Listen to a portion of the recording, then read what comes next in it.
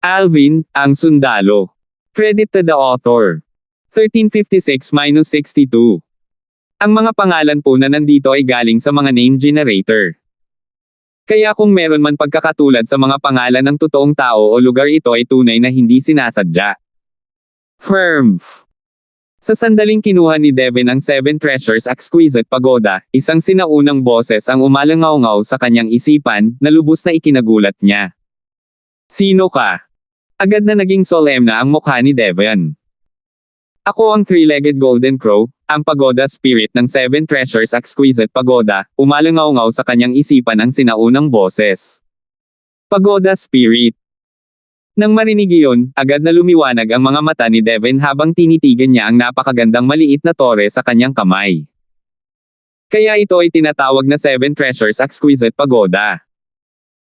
Bago pa umalangaw-ngaw ang sinaunang tinig sa kanyang isipan, ang espiritual na enerhiya ni Devin na nakakulong kay Alvin ay nagsimula ng humina. Ngayong nagsimula ng magsalita ang three-legged golden crow, ang atensyon ni Devin ay ganap na nakatuon sa Seven Treasures Exquisite Pagoda. Kahit siya ay hindi niya namalaya na hindi niya namamalaya na binawi ang espiritual na enerhiya na nakalok niya kay Alvin. Ngayon na. Nang si Devin ay nakatingin sa Seven Treasures Exquisite Pagoda sa kanyang kamay, ang sinaunang boses ay pumasok sa tainga ni Alvin at inalerto siya. Whoosh! Sa sandaling iyon, lumitaw sa kanyang kamay ang isang stone tablet na walang sulok. Ito ay walang iba kundi ang Devil Seal Tablet. Sa sandaling nasa kamay niya ang Devil Seal Tablet, killing intent shot out sa mga mata ni Alvin. Hinawakan niya ang tablet at agad itong binasag sa ulo ni Devin. Ang lumiligid na enerhiya ay agad na lumabas sa tablet. Shit! Sa wakas ay bumalik si Devin sa realidad nang marinig niya ang tunog ng hanging sumisipol sa kanyang mga tainga. Baka sa mukha niya ang takot nang mapagtanto niyang nakagawa siya ng matinding pagkakamali. Talagang binawi niya ang espiritual na enerhiya na nakalok kay Alvin nang magambala siya ng espiritu ng pagoda sa Seven Treasures Exquisite Pagoda. Pabayaan na lang ang kanyang hakbang, hindi man lang nagkaroon ng panahon si Devin na iikot ang kanyang ulo nang bumalot sa kanya ang enerhiya mula sa Devil Seal Tablet. Bang! Hinawakan ni Alvin ang Devil Seal Tablet sa kanyang kamay at hinampas ito sa ulo ni Devin ng buong lakas. Ang malupit na itim na enerhiya ay agad na tumago sa katawan ni Devin na para bang dinudurog nito ang mga tuyong dahon. No. Sa sandaling iyon, isang matinis na sigaw ang lumabas sa bibig ni Devin. Nanginginig ang kanyang katawan bago siya bumagsak sa lupa na parang patay na aso. Ang kanyang kaluluwa ay tinataka ng Devil Seal Tablet at nabasag sa alabok. Idiot! Binawi ni Alvin ang Seven Treasures Exquisite Pagoda habang malamig niyang tinitigan ang katawan ni Devin. Kasabay nito, sinabi niya sa Seven Treasures Exquisite Pagoda, "Salamat, Elder Hugo." Kung wala siyang kooperasyon ni Elder Hugo, pinatay na sana siya ni Devin kahit na nagawa niyang ilabas ang Devil Seal Tablet. Ang stone tablet na ito ay hindi masama, pinuri ni Elder Hugo ang Devil Seal Tablet bago niya mabilis na binago ang paksa. Ilabas ang kanyang Dragon Orb. Gamit ang kanyang Dragon Orb, magagawa kong kumpletuhin ang pag-aayos sa ikalawang antas ng Seven Treasures Exquisite Pagoda. Dahil sa sinabi ni Elder Hugo, agad na nagliwanag ang mga mata ni Alvin. Tama. Muntik ko nang makalimutan ang tungkol dito. Ang Dragon Orb sa isang 5-clawed Devil Dragon ay isang bagay na maaaring ayusin ng Seven Treasures Exquisite Pagoda. Sa sandaling ito, tumingin si Alvin kay Devin na bumalik sa kanyang tunay na anyo. Isang 5-clawed Divine Devil Dragon na 100 metro ang haba na nakahiga sa lupa ng walang tunog. Mas mabuting ipasok ang kanyang buong katawan sa loob. Bagamat isa lamang siyang 5 kuko na Divine Dragon, ang kanyang buong katawan ay kayamanan pa rin para sa iyo, sabi ni Elder Hugo. Tumango si Alvin bago dinala ang 5-clawed Devil Dragon sa unang antas ng Seven Treasures Exquisite Pagoda. Pagkatapos ay kinuha niya ang Dragon Orb at ipinasa ito kay Elder Hugo. Sa sandaling hinawakan ni Elder Hugo ang Dragon Orb, dumiretso siya sa trabaho. Ito ay isang tunay na banal na dragon. Ang buong katawan nito ay isang kayamanan. Ay, oo. Dragon Tendon. Gulong-gulo ang isip ni Alvin nang pinag-aaralan niya ang 5 kuko na banal na dragon mula sa itaas hanggang sa ibaba. Ilang saglit lang, nagawa niyang habarin ang litid ng dragon mula sa 5 kuko na Devil Dragon. Ito ang Dragon Tendon mula sa isang tunay na banal na dragon. Nang makita ang ganap na itim na litid ng dragon na naglalabas ng itim na liwanag, lumiwanag ang mga mata ni Alvin. Ang Dragon Tendon ng isang 5-clawed Divine Dragon ay hindi isang bagay na maihahambing sa Dragon Tendon mula sa isang Worm Dragon. Di nagtagal, kinuha ni Alvin ang kanyang Royal Grade Spirit Archery Set at pinunit ang Dragon Tendon ng Worm Dragon bago ito pinalitan ng Dragon Tendon na bagong tanggal mula sa Devil Dragon na may 5 kuko. Ngayong pinalitan ko na ito ng 5-clawed Devil Dragon's Dragon Tendon, ang kapangyarihan ng busog ay magiging mas malakas ngayon. Nakangiti si Alvin habang hinihila niya ang kanyang bagong bowstring. Ang bowstring ay napakatigas. Kaunti lang ang nagawa niyang hilahin kahit na naubos na niya ang lahat ng lakas niya. Kung hindi titingnang mabuti, hindi rin mapapansin ang arco na ginawa ng bowstring habang hinihila ito ni Alvin. Tulad ng inaasahan mula sa Dragon Tendon ng isang 5-clawed Divine Dragon. Nagamit ko na ang lahat ng lakas ko, at hanggang dito lang ang nakuha ko. Hindi lamang si Alvin ang hindi nabigo, ngunit nakaramdam din siya ng pagkasabik. Alam niyang ang pana sa kanyang kamay ay sa wakas ay isang Royal Grade Spirit Weapon na ngayon. Snap! Nahuli pa rin si Alvin sa kanyang pananabik na makuha ang Dragon Tendon ng isang 5-clawed Devil Dragon nang bigla siyang nakaramdam ng panginginig sa kamay na nakahawak sa busog at sa bowstring bago niya narinig ang malutong na tunog ng isang bagay na pumutol. Nang bumalik siya sa kanyang katinoan, laking gulat niya nang makitang naputol ang busog sa dalawa. Ay ito! Nang makita ito, napatulala si Alvin. Ang Dragon Tendon ng 5-claw na Devil Dragon ay naputol ang kanyang busog sa kalahati.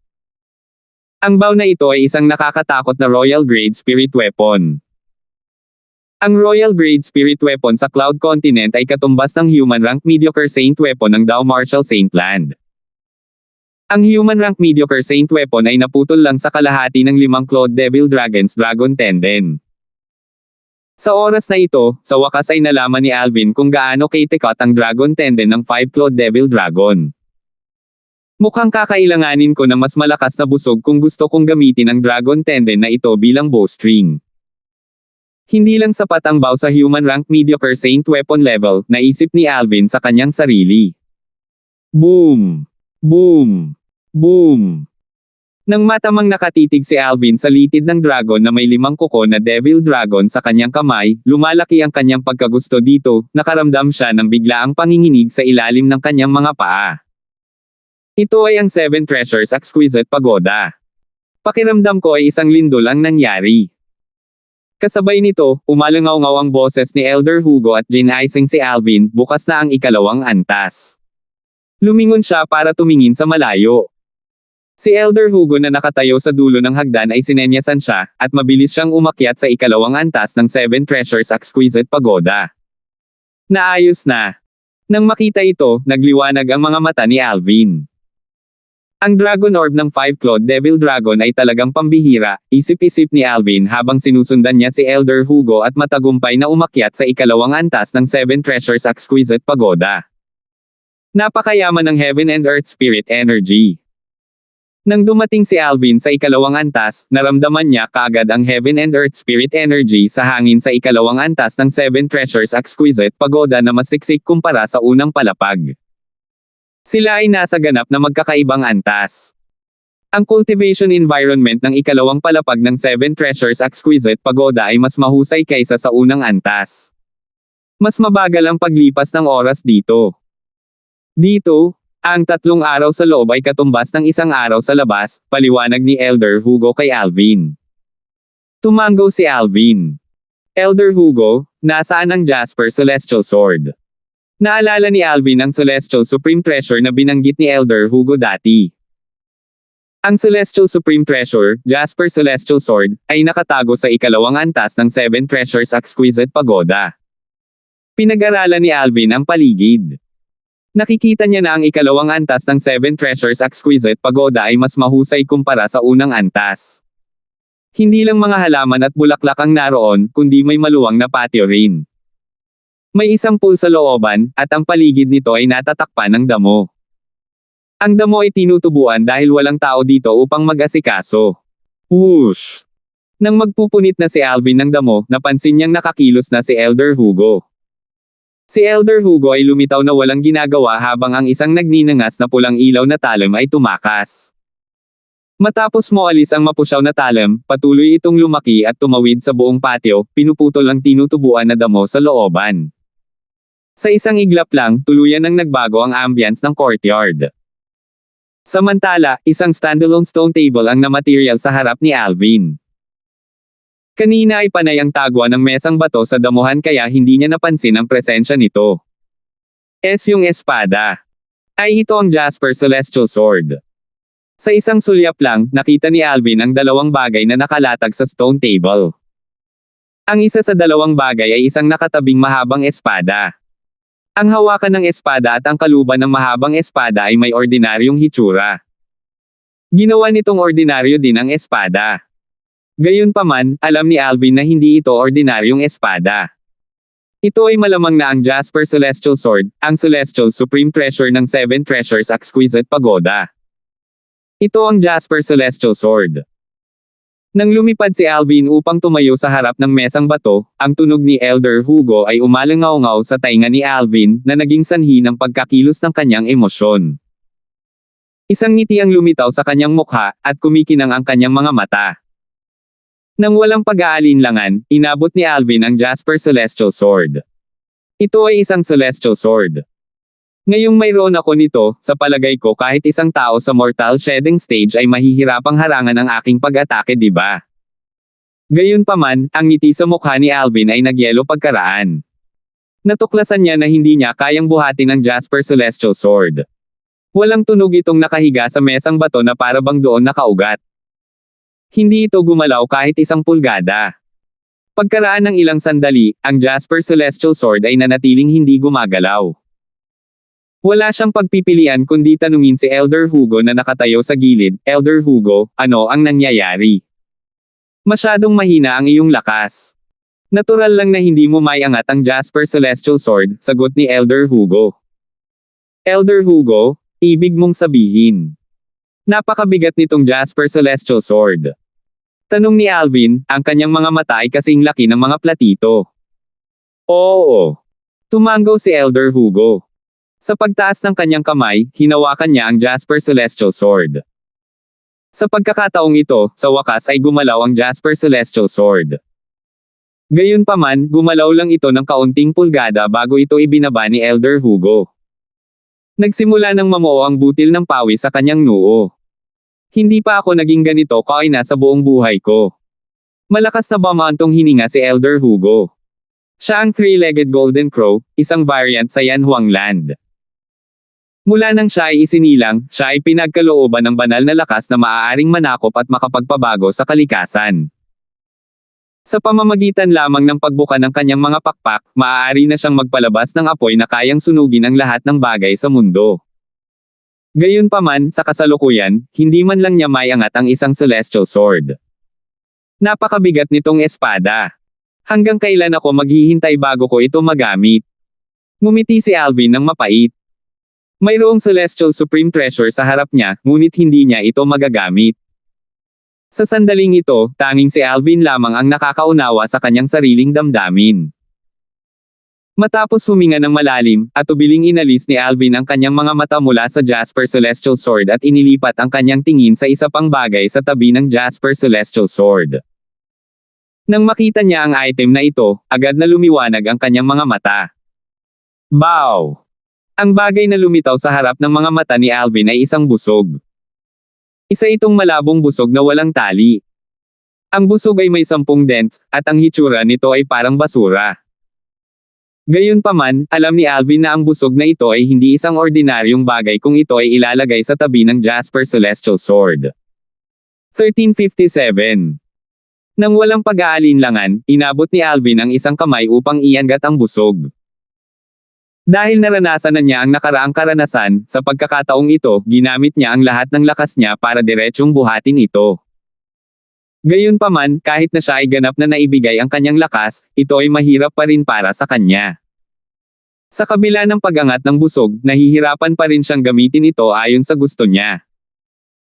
Natatakot ako na kailangan kong maghintay hanggang sa makagawa ako ng isang pambihirang tagumpay sa mortal shedding stage bago ko magamit ang busog na ito ng malaya hanggat gusto ko, ungol ni Alvin, na nakahawak sa busog sa kanyang kamay. Matapos huminga ng malalim, ibinaba niya ito muli bago tinanong si Elder Hugo, "Elder Hugo, ano itong walang string na pana?" Hindi na malaya ni Alvin na sa sandaling itinaas niya ang busog, biglang kumislap ang mga mata ni Elder Hugo sa isang segundo. Ang sun shooting bow. Sa harap ng tanong ni Alvin, sumagot si Elder Hugo ng mahinahon hanggat maaari. Gayunpaman, kahit na sinadya niyang pakalmayan ang sarili, maririnig pa rin ng isa ang pagbabago ng kanyang tono. "Ano?" Sa sandaling lumabas ang mga salita ni Elder Hugo sa kanyang bibig, ang mga mata ni Alvin ay nanlalaki at kasing laki ng mga platito. Talaga bang tiyang sun shooting bow? Sa pagtingin sa busog sa mesang bato na may hindi mabilang na mga dents at nababalutan ng kalawang, si Alvin ay nabigla at hindi makapaniwala. Siyempre, narinig na niya dati ang sun shooting bow. Sa sinaunang mitolohiya ng kanyang nakaraang buhay, nang binaril ni Ares ang araw at pinatay ang siyam na gintong uwak, ginamit niya ng tumpak ang busog na ito. Ang dahilan kung bakit niya napatay ang siyam na gintong uwak ay dahil sa sun shooting bow na ito. Elder Hugo. Sa pagtingin sa matanda, ang tingin ni Alvin ay komplikado. Si Elder Hugo ang natitirang three-legged golden crow na nagawang makatakas sa palaso ni Ares. Ang kanyang siyam na iba pang nakatatandang kapatid ay namatay lahat mula sa mga palaso ni Ares. Nakaraan na ang lahat, bumantong hininga si Elder Hugo. Nang makita niya ang ekspresyon ni Alvin, alam niyang narinig na niya ang sun shooting bow noon at nakilala niya kung sino ang may-ari ng bow. "Elder Hugo, bakit nandito itong sun shooting bow?" Pagkatapos huminga ng malalim, nagtanong si Alvin. "Noon, pinatay ko si Ares at pinaghiganti ang aking siyam na nakatatandang kapatid, kaya nahulog din ang kanyang sun shooting bow sa aking mga kamay. Gayunpaman, hindi ko nagawang maligo sa aking tagumpay dahil hindi nagtagal, ang matandang monghe na si Dipankar ay dumating na kumatok sa pinto at tinatakan ako sa Seven Treasures Exquisite Pagoda. Ako rin, paliwanag ni Elder Hugo. Pipinatay mo si Ares." Nanlaki ang mga mata ni Alvin habang ang kanyang mukha ay ganap na puno ng pag-aalinlangan. Sa alamat, sinabi na pagkatapos na mapatay ni Ares ang siyam sa 10 gintong uwak, ang huli ay nakatakas sa kahabag-habag na paraan. At ngayon, tila ang gintong uwak na ito na nakatakas ay pumatay kay Ares. Si Ares ay pinagkalooban ng banal na lakas at katawan ng isang mortal. Ginamit niya ang sun shooting bow para patayin ang siyam sa aking mga nakatatandang kapatid. Sa pagkakataong iyon, nakuha niya ang isang magandang posisyon dahil napakalayo ng distansya sa pagitan namin. Dahil doon, makatakas lang ako. Tila nakita ni Elder Hugo ang hindi paniniwala ni Alvin, kaya dahan-dahan siyang sumagot. Sa huli, nakahanap ako ng pagkakataon na makalapit sa kanya at gumawa ng palihim na pag-atake sa kanya bago ko siya patayin. Sa wakas ay naunawaan na ni Alvin. Dahil gamit niya ang archery set, syempre, alam niya ang tungkol sa mga kalamangan at kahinaan ng paggamit nito. Kung ito ay isang malapit na pag-atake, ang archery set ay halos walang silbi. Ang maalamat na sun shooting bow ay talagang ganito. Nakakadismaya. Nakatingin sa busog sa mesang bato, umiling si Alvin. Ang sun shooting bow ay hindi orihinal na ganito. Noong panahong iyon, pagkatapos kong patayin si Ares, ang aking galit ay hindi pa rin ganap na nailalabas, kaya inilabas ko ang lahat ng aking galit sa sun shooting bow na ito sa halip. Sagot ni Elder Hugo, ang lakas ng sun shooting bow ay orihinal na nagmula sa 10 heavenly jewels na naka-embed sa bow, sa pamamagitan ng paggamit ng sun force shooting bow. Bow sa loob ng 81 araw sa huli, nakuha ko ang 10 heavenly pearls mula rito, at kinuha ko rin ang bowstring mula sa sun shooting bow at itinapon ito kasama ang 10 heavenly jewels. Sa makatuwid, ang sun shooting bow ay naging ganito na ngayon, pagtatapos ni Elder Hugo sa isang hininga. Kung gayon, nangangahulugan din ito na ang sun shooting bow na ito ay hindi na ang walang kapantay na sun shooting bow mula sa panahong iyon, hindi ba? Ngumiti si Alvin ng mapait. Elder Hugo? Bakit? Oh, bakit? Kung gusto mong ipaghiganti ang iyong mga kapatid, napatay mo na lang sana si Ares. Paano mo masisira ang kayamanan na ito, ang Sun Shooting Bow? Kung hindi mo pa ito nasira sa huling pagkakataon, mayroon na akong magagamit na sandata ngayon. Nang matapos ni Alvin ang kanyang pangungusap, mas naging maliwanag ang mapang asar ng ngiti sa kanyang mukha. Sa kanyang opinyon, si Elder Hugo ay masyadong magastos. Bagamat ang Sun Shooting Bow na ito ay hindi na kasing lakas ng lahat ng mga nakaraang taon, ano man ang mangyari, isa pa rin itong Celestial Supreme Treasure na dating nasa tuktok ng mundo. Kahit na ang aking Sun Divine Flame ay wala nang magagawa sa busog na ito, sagot ni Elder Hugo, hindi ba ang iyong pana ay naputol ng litid ng Little Devil na dragon? Ikinabot mo ang busog dito, kahit na ang lakas nito ay maaaring hindi maihahambing sa Celestial Supreme Treasure, maaari pa rin itong ituring na isang nangungunang arma sa planetang ito. Sa pagtaas ng kanyang kamay, hinawakan ni Elder Hugo ang gutay-gutay na Sun Shooting Bow sa kanyang kamay at ipinasa ito kay Alvin. Oo, sa palagay ko. Ito ay perpekto pagkatapos lamang ay lakip ang 5 Clawed Divine Dragon litid dito. Tumango si Alvin at tinanggap ito, bahagyang nanlumo pa rin ang kanyang mukha. Kung ito ay isang kumpletong Sun Shooting Bow, kung gayon ito ay magiging mas malaki. Sayang. Sayang. Kung ito ay isang kumpletong Sun Shooting Arrow, mas mabigat pa ito kaysa sa Jasper Celestial Sword. Kapag 5 lang sa 10 orihinal na naka-embed na Heavenly Jewels ang kinuha, pagkatapos ay bumaba lamang ang timbang nito upang maging katulad ng Jasper Celestial Sword, dagdag ni Elder Hugo. Mas mabigat pa ba ang kumpletong Sun Shooting Bow kaysa sa Jasper Celestial Sword? Sa pamamagitan din ng 2 beses sa ibabaw nito. Nang marinig iyon, isang kibot ang makikita kaagad sa bibig ni Alvin. Kung ganoon, gaano ka-freaked itong Iris na ginamit ang Sun Shooting Bow para pumatay ng 3 na 3 paa na Golden Crows na may katawan ng isang mortal. Tao lang ba talaga siya? Huminga ng malalim, tumingin si Alvin kay Elder Hugo at binibigkas ang kanyang tanong, hindi nangangahulugang si Iris ay may katawan ng isang mortal na siya ay isang ordinaryong tao. Dahil lang sa hindi niya kayang mag-breed ng Celestial Origin Energy ang kanyang katawan. Pangunahin niyang nilinang at sinanay ang kanyang brute na katawan.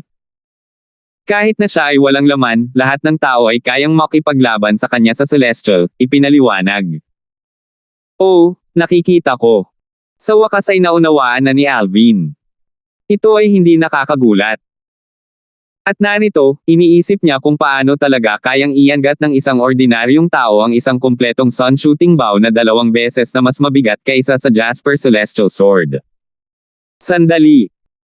Biglang, tila may naalala si Alvin habang nagtanong, Elder Hugo, bilang isa sa Celestial Supreme Treasures, ang Jasper Celestial Sword at ang Sun Shooting Bow ay napakabigat, ngunit bakit hindi mabigat ang 7 Treasures Exquisite Pagoda? Ang 7 Treasures Exquisite Pagoda ay hindi mabigat sa iyo, ang Panginoon nito.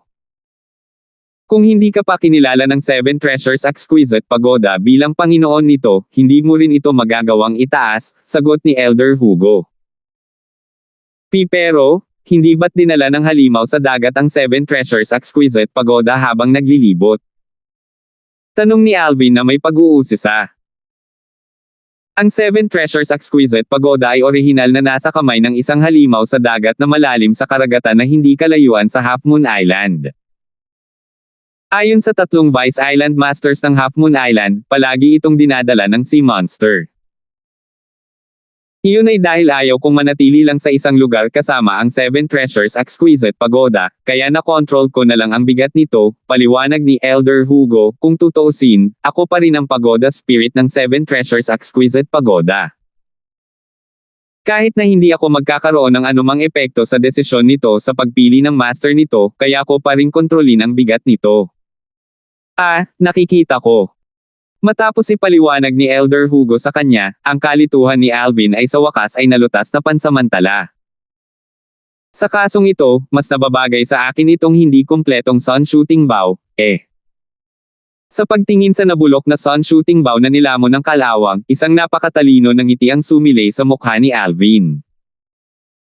Pagkatapos, sa pamamagitan lamang ng pagtaas ng kanyang kamay, ikinabot niya ang litid ng Devil Dragon na may 5 kuko sa Sun Shooting Bow. Gaya ng ipinangako ni Elder Hugo, ang busog ng Sun Shooting Bow ay talagang napakatigas at matatag. Gaano man niya ibigay ang buong lakas niya para subukang hilahin ang bowstring, hindi talaga natinag ang Sun Shooting Bow. Elder Hugo, ano ang orihinal na material ng bowstring ng Sun Shooting Bow? Biglang tinamaan si Alvin sa tanong na ito at hindi niya maiwasang magtanong. Isa rin itong Dragon Tendon, sagot ni Elder Hugo. Dragon Tendon din. Ang mga mata ni Alvin ay kasing laki ng mga platito. Hindi ba ang Sun Shooting Bow ay isang kilalang Celestial Supreme Treasure? Hindi ba ang litid ng 5-clawed Divine Dragon ay bahagyang hindi karapat-dapat na maging bowstring? Ang Dragon Tendon ng 5-clawed Divine Dragon ay hindi karapat-dapat na maging bowstring ng iba pang ordinaryong Celestial Bows, lalo pa ang Sun Shooting Bow.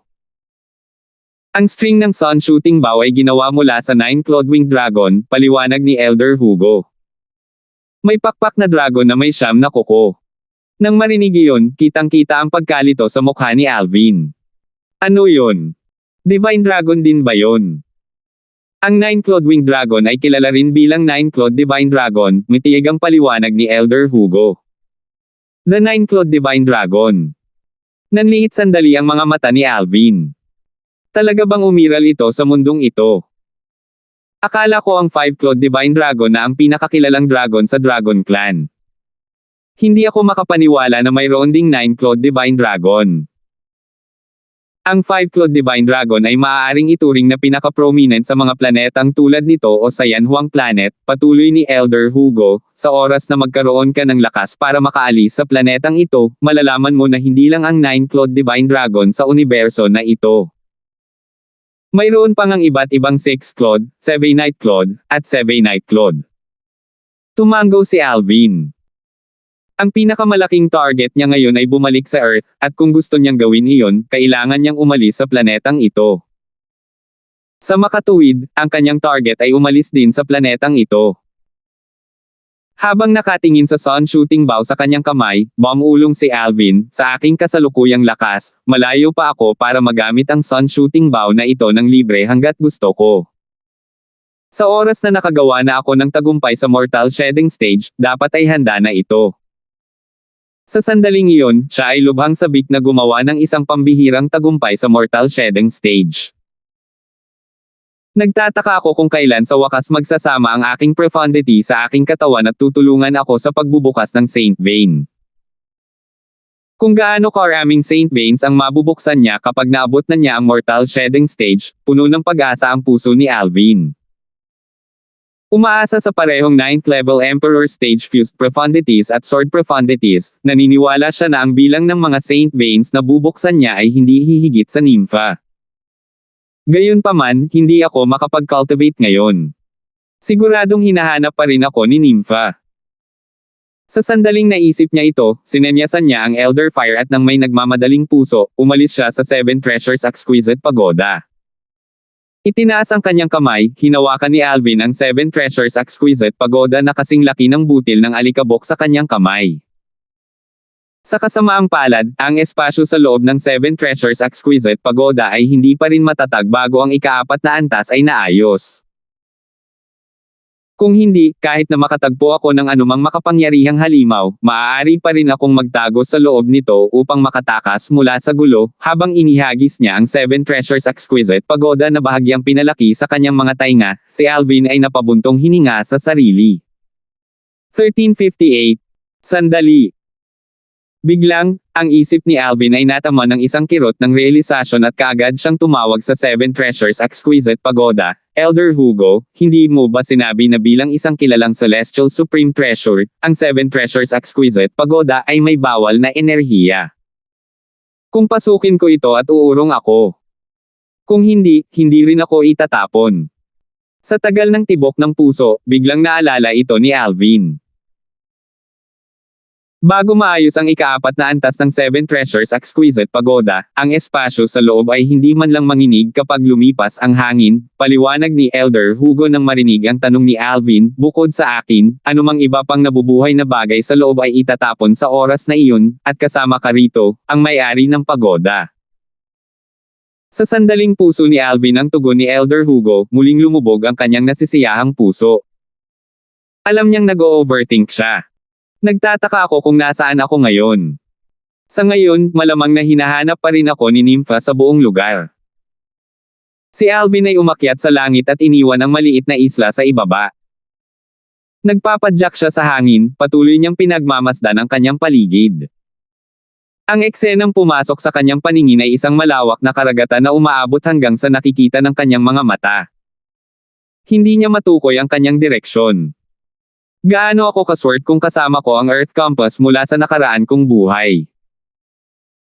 Kahit na ang araw dito sa Earth ay kapareho ng araw sa Earth mula sa nakaraang buhay ko, matutukoy ko rin ang direksyon. Ngunit, ang totoo, higit sa isang araw ang narito.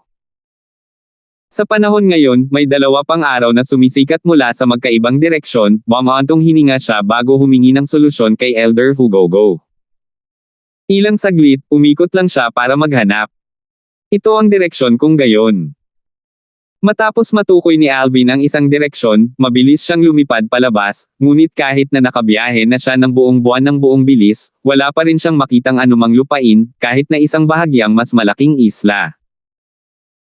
Hindi lamang iyon, ngunit nakilala rin niya ang maraming malupit, mapang-akit na mga hayop. May ilang beses pa nga na muntik na siyang mawala ng buhay. Sa sandaling iyon, si Alvin ay lumilipad sa kalangitan sa itaas ng karagatan, hindi nang ahas na lumapit sa karagatan sa takot na makaakit siya ng gulo na maaaring magdulot ng kanyang buhay. Dahil dito, labis na nadismaya si Alvin. Sa aking lakas, itinuturing na akong prominent sa Cloud Continent at maging sa overseas Saint Islands, ngunit ngayong nandito na ako, isa na akong ordinaryong nilalang. Kung tama ang hula ko, dapat ay malapit na ako sa Marshall Saint Land. Pagkatapos huminga ng malalim, pinag-isipan ni Alvin ang sarili. Bukod pa dyan, maliwanag na mas malakas ang gravitational pull dito kaysa sa Cloud Continent at overseas Saint Islands. Ayon kay Nympha, ang gravitational pull sa Marshall Saint Land ay malayong maihahambing sa Cloud Continent at overseas Saint Islands. Halimbawa, ngayon, kaya ko lang lumipad ng ganito kataas na I were in the max. Lumipad ng 2 beses sa taas na nililipad ko ngayon.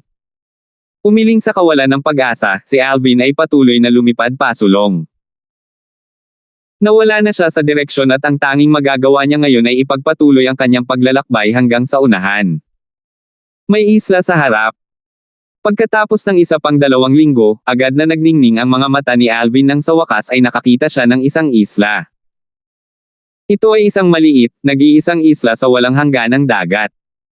Matapos tingnan saglit ang paligid upang masiguradong ligtas, bumaba siya at dumaong sa maliit na isla. Ang maliit na isla ay desyerto at walang anumang palatandaan ng buhay. Sa isang skip sa kanyang heartbeat, naisip ni Alvin sa kanyang sarili, sa palagay ko ay maglilinang na lang ako dito sa mortal shedding stage bago ako umalis. Kung hindi, sa lakas ko ngayon, baka mamatay na lang ako ng ganito sa walang hangganang dagat na ito. Kung talagang namatay siya sa walang hangganang dagat na ito at hindi man lang nakatapak sa Marshall Saint Land, ito ang magiging pinakadakilang biro sa mundo. Matapos makahanap ng isang liblib na lugar, binasag ni Alvin ang isang kuweba ng mag-isa at nanatili sa loob upang magtanim. Ang kuweba ay kalmado at hindi nabugbog ng hangin o ng ulan. Ang bagsak lang ay medyo madilim. Hindi nagtagal, ang kuweba ay naliwanagan ng luminous pearl na kinuha ni Alvin na parang liwanag ng araw sa loob. Kasabay nito, inilabas din niya ang 7 Treasures Exquisite Pagoda. Inayos ang maliit na 7 Treasures Exquisite Pagoda sa isang sulok ng kuweba, pumasok siya sa unang antas ng pagoda. Elder Hugo. Pagkapasok niya, nakita niya kaagad si Elder Hugo na nakapikit ang mga mata nang makamit niya ang kalmado ng pag-iisip sa hindi kalayuan. Oo. Nang marinig siya, binuksan ni Elder Hugo ang kanyang mga mata at tumango. Elder Hugo. Bakit hindi ka pumunta sa ikalawang antas? Hindi ba ang pangalawang antas ay may mas magandang kapaligiran sa paglilinang? Naguguluhan, nagtanong si Alvin. Palagi akong nandito sa unang antas, kaya sanay na ako dito, sagot ni Elder Hugo. Ang Seven Treasures Exquisite Pagoda ay mayroong 7 kayamanan na ang bawat isa ay matatagpuan sa bawat antas. Ang antas na ito ay kanyang teritoryo. Tumango si Alvin at nang hindi na nagsalita pa, umakyat siya sa ikalawang antas ng Seven Treasures Exquisite Pagoda ng mag-isa. Pagdating niya sa ikalawang palapag, napansin niyang may bagong kahoy na bahay sa looban na may pool. Hindi na kailangang pag-isipan pa, naghinala siyang si Elder Hugo ang nagtayo nito. Nakangiting pumasok si Alvin sa kahoy na bahay at umupo sa mahaba, makitid, mababang kama bago siya nagsimulang magtanim. Ang Divine Dragon form ng Nine Dragons War Sovereign Technique. Sabay-sabay, nagsimulang gumana ang malawak na origin energy sa katawan ni Alvin batay sa huling Divine Dragon form ng Nine Dragons War Sovereign Technique. Higit pa rito, sinubukan din niyang pagsamahin ang kanyang fused profundity dito. Ayon kay Nympha, ito ay makatutulong sa kanya upang makapasok sa mortal shedding stage. Tahimik na lumipas ang oras. Pagkatapos ng walang katapusang tagal ng panahon, nakalimutan niya ang tungkol sa oras sa gitna ng kanyang paglilinang. Gayunpaman, sa lalong madaling panahon, ang kanyang puso ay nagsimulang maging agitate nang mapagtanto niya na mula sa simula, hindi pa rin siya nagpakita ng tanda ng paggawa ng isang pambihirang tagumpay sa mortal shedding stage sa lahat. Ang origin energy sa kanyang katawan ay tinaboy pa rin ang fused profundity. Siyempre, hindi na ito naitaboy gaya noong nakaraan. Pagmulat ng kanyang mga mata at pagkagising mula sa kanyang paglilinang, huminga siya ng malalim. Kahit ano paman, may pag-unlad pa rin kumpara sa huling pagkakataon. Sa pagkakataong ito, huminahon si Alvin at nagpatuloy sa paglilinang. Lumipas ang oras at napakabilis na lumipas ng 1 taon. Siyempre, ang 1 taon doon ay tumutukoy sa oras na lumipas sa labas at hindi sa loob ng ikalawang antas ng Seven Treasures Exquisite Pagoda. 3 taon na ang nakalipas sa loob ng ikalawang antas ng Seven Treasures Exquisite Pagoda. Pagkaraan ng 1 taon, ang Half Moon Island ay nanatiling tahimik. Sa gitna ng Half Moon Island, sa loob ng maluwang na base ng Alvin Sect, 2 magagandang babae ang nakaupo sa harap ng isang stone table sa malaking courtyard ng isang commodious mansion. Kelly, anong klaseng freak baby ang dinadala natin? 1 taon na ang lumipas at napakaliit lang ng bukol natin. Ang isa sa mga batang babae na mukhang mapang-akit ay nagtanong sa isa pang babae na tila isang magandang anak ng isang abang pamilya. Ang kanyang kamay ay marahang hinihimas ang kanyang tiyan. Kung titingnan sila, walang makakaalam na sila ay buntis. Alam na siguro ni Young Master na hindi pa tayo mangganganak ng ganoon kaga. Kung hindi, nakabalik na siya ngayon. Hinaplos ng matikas na babae ang kanyang tiyan at ngumiti din. It must be so. Still, how I wish he had never know about this in the first place. Tapos, baka mas maaga pa namin siyang makita. It has already been a whole 1 year ever since he left and I really miss him a lot. Ang mapang-akit na babae ay walang iba kundi si Megan, isa sa 2 nobya ni Alvin. Ang pagkakakilanlan ng ibang babae ay maliwanag din. Siya si Kelly. Sister Kelly, Sister Megan. Umalangaw-ngaw ang mala-songbird na boses at sa isang kisap mata lang ay may lumitaw na puting figure sa harap ng 2 babae. Ito ay isang maliit na batang babae na makatarungan at maisla ng hitsura na nakasuot ng puti. Little White, bakit hindi ka pumunta at makipaglaro sa Little Gold at Little Black? Nang makita ang batang babae, ngumiti si Megan habang nagtatanong. Hindi nakakatuwang kasama sila. Mas gusto ko pa ring samahan kayong 2 at ang 2 maliliit kong pamangkin para mag-chat. Ang batang babae ay walang iba kundi si Little White, ang puting sawa. Little White, palagi kang ganito ang anyo mo. Sa oras na ipinanganak at lumaki na ang iyong 2 pamangkin, natatakot akong hindi ka nila gustong tawaging tita. Pag-aaral ng Little White mula sa itaas hanggang sa ibaba, tumawa si Kelly. Ayos lang. Sa oras na nakagawa na ako ng higit na pag-unlad at nakapasok sa mortal shedding stage, maaari na akong mag-transform sa pangalawang pagkakataon. Kapag dumating ang oras na iyon, gusto kong maging isang kagandahan tulad mo, Sister Kelly at Sister Megan, walang pakialam na sagot ni Little Bai. Speaking of the mortal shedding stage, ganun ba talaga kahirap makamit? Tanong ni Megan. Napaka. Tumango si Little Bai bilang pagsang-ayon. Kahit sa daw Marshall Saint Plan, ang mortal shedding stage ay isang mabagsik na paglalakbay. Kung gusto kong gumawa ng isang pambihirang tagumpay, aabutin ako ng hindi bababa sa 1 hanggang 2 taon. Gayunpaman, hindi ako nagmamadali. Kung maaari, gusto ko lamang na makagawa ako ng isang pambihirang tagumpay pagkatapos ng 8 hanggang 10 taon. Kung ganoon, ang aking pundasyon ay magiging mas matatag at sa oras na makagawa ako ng Saint Veins, paliwanag ni Little White. At napakalayo pa natin sa yugtong iyon. Emosyonal na bumantong hininga si Megan. Little Bai, kailan sa tingin mo isisilang ang mga anak natin kay Young Master? Tanong ni Kelly. Sister Kelly, nagbuntis kayo ni Sister Megan pagkatapos mong makapasok sa Marshall Emperor stage.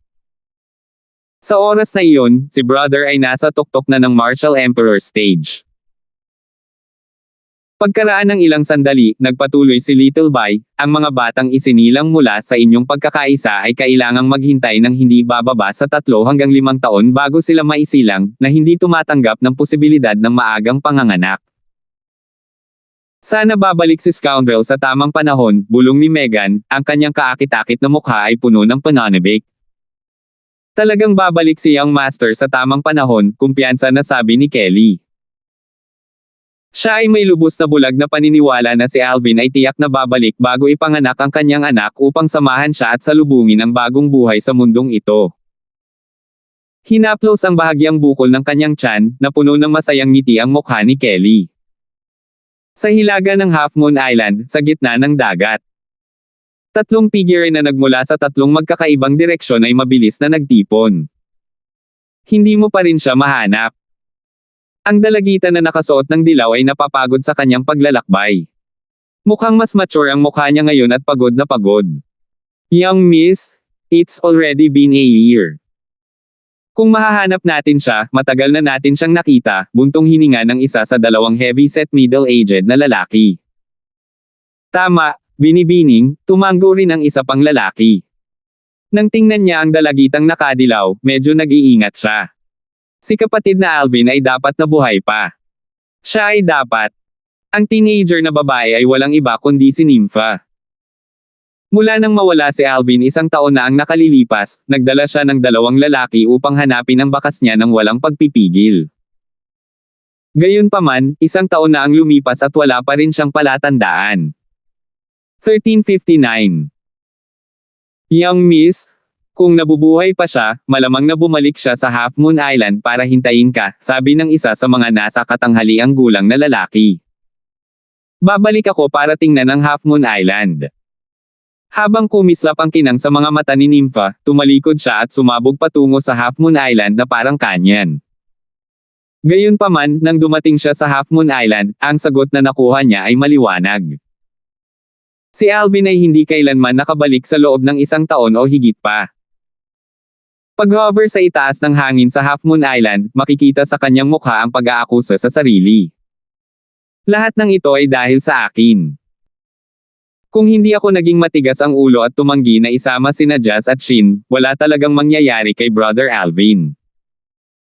Matapos huminga ng malalim, sa wakas ay nabawi ni Nympha ang kanyang kalmado.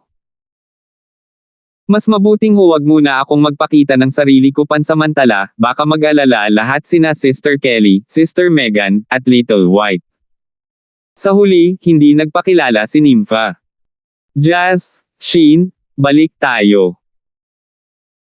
Lumingon upang tingnan ang 2 matipunong nasa katanghaliang gulang na mga lalaki na sumusunod sa kanyang likuran na parang mga anino, inihayag ni Nympha sa malalim na boses, gusto kong pumunta at hanapin si tatay upang makahanap ng solusyon. Kailangan kong mahanap si Brother Alvin kahit na siya ay patay o buhay. Gusto niyang hanapin itong patay o buhay. Hindi lang iyon, ngunit malakas ang pakiramdam ko na dapat ay buhay pa si Brother Alvin. Habang nagbabago ang direksyon ng pag-iisip ni Nympha, nakahinga siya ng maluwag. Di nagtagal, sa ilalim ng escort ni Jazz at Shin, si Nympha ay nagpatuloy sa pagtungo sa hilaga sa napakabilis na bilis na nagdulot ito ng rumaragas ang alon sa ibabaw ng karagatan. Isang taon na lang ang lumipas sa labas, ngunit 3 taon na ito sa ikalawang antas ng Seven Treasures Exquisite Pagoda. Sa buong 3 taon na ito, ang 9th level Emperor Stage Fused Profundity ni Alvin ay 79% na perpektong sumanib sa origin energy sa kanyang katawan. Ayon kay Nympha, pagkatapos kong gumawa ng mas malapit na hakbang at pagsamahin ang fused profundity ng perpekto sa origin energy, mabubuksan ko na ang mga saint veins na nakatago sa aking katawan. Mula doon, makakagawa na ako ng tagumpay sa early mortal shedding stage. Habang iniisip ni Alvin sa kanyang sarili, lalo niyang pinagsikapan. Nasa harapan lang niya ang mortal shedding stage. Sa ngayon, isa na lang ang natitira sa kanyang isipan, ang pagtagumpayan sa mortal shedding stage. Lumipas ang 10 araw sa isang kisap mata. Boom! Biglang, isang marahas na hangin ang umihip ng malupit sa loob ng ikalawang antas ng Seven Treasures Exquisite Pagoda habang sumabog ang malakas na boom. Napakaingay nito na nakakabingi sa tenga. Sa sumunod na sandali, umalangaw-ngaw sa hangin ang sunod-sunod na sigaw ng dragon. Ha! Maging si Elder Hugo, ang 3-legged golden crow, na nasa unang antas ng Seven Treasures Exquisite Pagoda ay napansin din ang kaguluhan sa ikalawang antas. Agad naman siyang umakyat. Pagkarating niya sa ikalawang palapag, napansin niyang durog-durog na ang itinayo niyang bahay na kahoy. Sa loob ng bahay na gawa sa kahoy ay isang lilang figure na nakaupong nakakross ang paa sa hangin. May namumuong aura ng dugo sa kanyang katawan. Ito, syempre, ay hindi ang pinaka nakakagulat na bagay doon.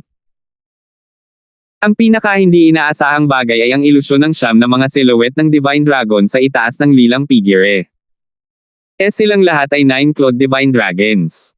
Nang makita ang ilusyon ng mga silhouette ng siyam na Divine Dragon, tumibok sandali ang puso ni Elder Hugo. Ano ba talaga ang nangyari sa kanya?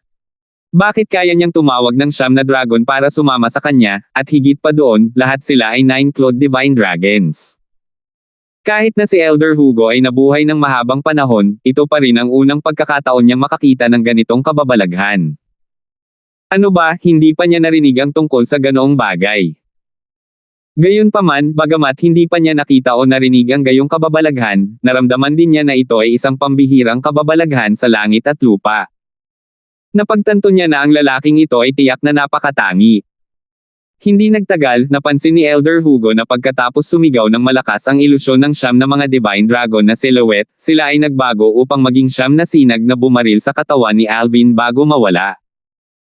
Kasabay nito, binuksan ni Alvin ang kanyang mga mata. Isang lumiligid na airwave ang kumalat mula sa kanya bilang sentro ng lindol. Ha! Nakagawa na ako ng breakthrough. Nakagawa ako ng breakthrough. Si Alvin na ngayon ay nakamulat na ang mga mata ay sumambulat sa masaganang tawa habang siya ay umuungol ng walang pigil.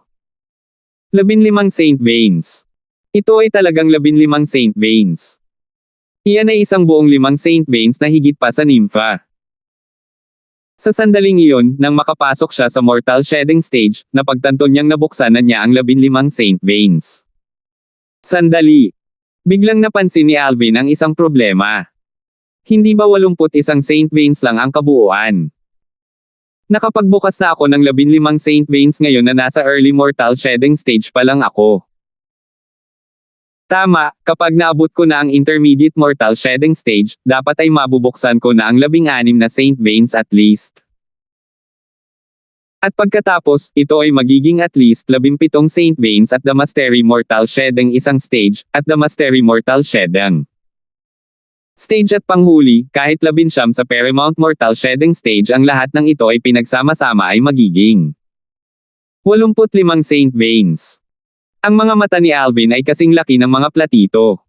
Di ba sabi nila 81 Saint Veins lang ang nakatago sa loob ng katawan ng isang tao? Kahit sa mahabang kasaysayan ng Dao Martial Saintland, 3 tao lang ang nakapagbukas ng 81 Saint Veins. Ang 3 ito ay naging mga powerhouse na nakatayo sa tuktok ng Dao Martial Saintland habang tinatanaw nila ang buong mundo. Naguguluhan, pumunta si Alvin para tanungin si Elder Hugo tungkol dito. Saint Vane. Tila ito ang unang pagkakataon na narinig ni Elder Hugo ang ganoong termino. Ang Saint Vane, na tinutukoy mo ay kilala bilang geographical vein sa Yanhuang Planet. Mayroong higit sa 81 Saint Vanes na nakatago sa lahat ng nabubuhay na nilalang. Gayunpaman, ang kakayahang magbukas ng hanggang 81 Saint Vanes ay maaari ng ituring na may likas na kakayahan. Ang mga taong iyon ay magkakaroon ng magagandang tagumpay. Nagpatuloy si Elder Hugo, sa totoo lang, may kabuoang 79 na Saint Vanes na nakatago sa loob ng katawan ng tao. Ang iba pang 18 Saint Vanes ay malalim na nakatago at maliban na lang kung ikaw ay likas na pinagkalooban, imposibleng mabuksan mo ang mga ito. 79 na Saint Vanes. Nang marinig ang mga salita ni Elder Hugo, parang baliw ang tibok ng puso ni Alvin. Mayroon talagang 79 na Saint Vanes na nakatago sa loob ng katawan ng tao. Ang iba pang 18 Saint Vanes ay pangunahing kumukonekta sa mga mata, ilong, at tainga. Sa sandaling mabuksan ang mga ito, ang iyong paningin, pangamoy, at pandinig ay aabot sa isang nakakaalarmang antas. Ang mga may makapangyarihang paningin ay maaaring magsanay hanggang sa makuha nila ang kasanayan sa clairvoyance, habang ang mga may kakayahan sa pandinig ay maaaring magsanay upang makuha ang kasanayan sa clairaudience, paliwanag ni Elder Hugo. Wala pa akong narinig na sino man na nagbukas ng hanggang 79 na Saint Vane sa Jade Emperor Heaven. Maging si Gautama, ang matandang monghe, ay usap-usapan na nagbukas lamang ng 75 na Saint Vanes. Ang Horse Protector ang dapat na siyang pinakamaraming nagbukas pagkatapos niya na may kabuoang 73 Saint Vanes, dagdag pa ni Elder Hugo. Ang Gautama Buddha ay nagbukas ng 75 Saint Vanes. Si Suhukong ay nagbukas ng 73 Saint Vanes. Si Alvin ay labis na naguguluhan. Siyempre, alam ni Alvin na ang Saint Vane ang terminong ginamit sa planetang ito. Hindi ito kilala bilang Saint Vane sa ibang lugar. Elder Hugo, ano ang Jade Emperor Heaven na binanggit mo ngayon? Matapos bumalik sa realidad si Alvin, nagtanong siya ng may pagtataka. Magdadala ka lang ng inis sa iyong sarili kapag nalaman mo ito ngayon. Sa oras na mayroon ka ng kapangyarihang umalis sa planetang ito, natural mong malalaman ang tungkol dito. Iniwasan ni Elder Hugo ang paksa. Tumanggaw si Alvin. Gayunpaman, nag-isip siya sa kanyang puso. Ang Jade Emperor Heaven na binanggit ni Elder Hugo ay tiyak na may kinalaman sa dakilang emperador ni Jade, ang karakter sa sinaunang mitolohiya ng kanyang nakaraang buhay. Maging ang dating Elder Hugo, o ang Gautama Buddha, o maging si Sun Wukong, lahat sila ay dapat na nasa Jade Emperor Heaven. Sa ngayon, ang katotohanan na maaari kang magbukas ng 15 Saint Vanes ay nangangahulugan na ang iyong likas na kakayahan ay talagang kamangha-mangha. Sa iyong ipinagkaloob na regalo, maaari kang magbukas ng hindi bababa sa 85 Saint Vanes sa hinaharap. Wala pang higit sa 10 tao sa buong Jade Emperor Heaven na may Reg Along tulad mo, pagmumuni-muni ni Elder Hugo. Elder Hugo, ilang Saint Vanes ang nabuksan mo sa oras na iyon? Nagtataka na tanong ni Alvin. 87 Saint Vanes. 8 hanggang 87. Nang marinig iyon, biglang kumunat ang gilid ng kanyang bibig. Ang yabang na bumangon sa kanyang puso ay nawala ng walang bakas sa sandaling iyon. Paano kung mabuksan niya ang 85 Saint Vanes? Si Elder Hugo, ang three-legged golden crow, na nakatayo sa harap niya ngayon ay nakapagbukas lang din ng 89 na Saint Vanes. Gayunpaman, may nagkulong pa rin sa kanya sa Seven Treasures Exquisite Pagoda na ito para maging espiritu ng pagoda. Para bang isang balde ng malamig na tubig ang ibinuho sa kanyang ulo, si Alvin ay ganap na bumalik sa kanyang katinoan. Sandali. Bigla, na parang may naalala siya, nalilitong tumingin si Alvin kay Elder Hugo bago nagtanong, Elder Hugo, dahil ang Yanhuang Planet ay maaari nang makabuo ng napakaraming mahuhusay na powerhouse, bakit 3 tao lang ang makakapagbukas ng 81 Saint Vanes sa planetang ito sa mahabang kasaysayan ng panahon na ito? Ang Yanhuang Planet ay ang pinakamalapit na mundong planeta sa Jade Emperor Heaven. Ang mito na narinig ng susunod na henerasyon na tulad mo ay maaaring hindi lahat ay totoo. Bagamat ang Horse Protector at ako ay isinilang sa Yanhuang Planet, hindi kami nagmula doon. Isa akong three-legged golden crow na binago ng Sun Divine Flames na si Huang Planet na si Javen na nag-apoy na si Huang Planet. Para sa Horse Protector na iyon, siya ay nabuo mula sa 5 kulay na bato ng Ancient Goddess Nuwa na orihinal na bagay mula sa Jade Emperor Heaven. Sa hinaharap, malalaman mo na ang mga mythical character na narinig mo ay karamihan ay hindi mula sa Yanhuang Planet, paliwanag ni Elder Hugo. Paano si Li Jing? Tanong muli ni Alvin. Si Li Jing ay katutubo sa Yanhuang Planet. Dahil din dito siya ay kinilala ng Seven Treasures Exquisite Pagoda. Ang pinakaunang master ng Seven Treasures Exquisite Pagoda ay ang matandang monghe ng Dipankere. Siya rin ay katutubo ng Yanhuang Planet din. Siya ay maituturing na pinakanamumukod tanging tao na nagmula sa Yanhuang. Hindi nagmamadaling sumagot si Elder Hugo. Ilang Saint Veins ang nabuksan niya. Agad na lumiwanag ang mga mata ni Alvin. 85, sagot ni Elder Hugo. 85 lang. Natigilan si Alvin. Sa katunayan, kahit na siya ay maaaring magbukas ng hindi bababa sa 85 Saint Veins sa hinaharap. Basta. Umiling si Elder Hugo. Bilang katutubo ng isang makamundong planeta, ang katotohanan na ang matandang monghe ng Dipankere ay maaaring magbukas ng 85 Saint Veins ay itinuturing na talagang kamangha-mangha na. Kahit papaano, bago siya pinatay, wala pa akong narinig na ibang tao na katutubo sa Yanhuang Planet na maaaring magbukas ng higit sa 82 Saint Veins maliban sa kanya. Kahit na si Li Jing ay nakapagbukas lamang ng 80 na Saint Veins. Siya ay isang medyo malakas na anak na lalaki kaysa sa kanya. Saint Veins? Patuloy ni Elder Hugo. Higit pa rito, ang bilang ng mga Saint Veins ay makakaapekto lamang sa bilis ng enerhiya ng isang tao, na iniiwan ang katawan hanggang sa isang tiyak na antas hanggang sa mabuo ang enerhiya ng pagpapasabog sa loob ng isang segundo. Hindi mahuhusgahan kung gaano kalakas ang isang tao batay lamang sa kanilang bilang ng mga Saint Veins na nabuksan, pagtatapos ni Elder Hugo sa isang hininga. 1360. Si Elder Hugo mismo ang pinakamagandang halimbawa. Bagamat nagawa niyang magbukas ng hanggang 87 Saint Veins, hindi pa rin siya tugma kay Gautama na nagbukas ng 85 Saint Veins. Sa kabila ng kanyang likas na talento na mas malakas kaysa kay Gautama sa ibang antas, ang kanyang komprehensibong lakas ay malayo pa rin sa kanya. Kung hindi sana siya nakulong sa Seven Treasures Exquisite Pagoda at naging espiritu ng pagoda. Nang marinig ang mga salita ni Elder Hugo, tumango si Alvin.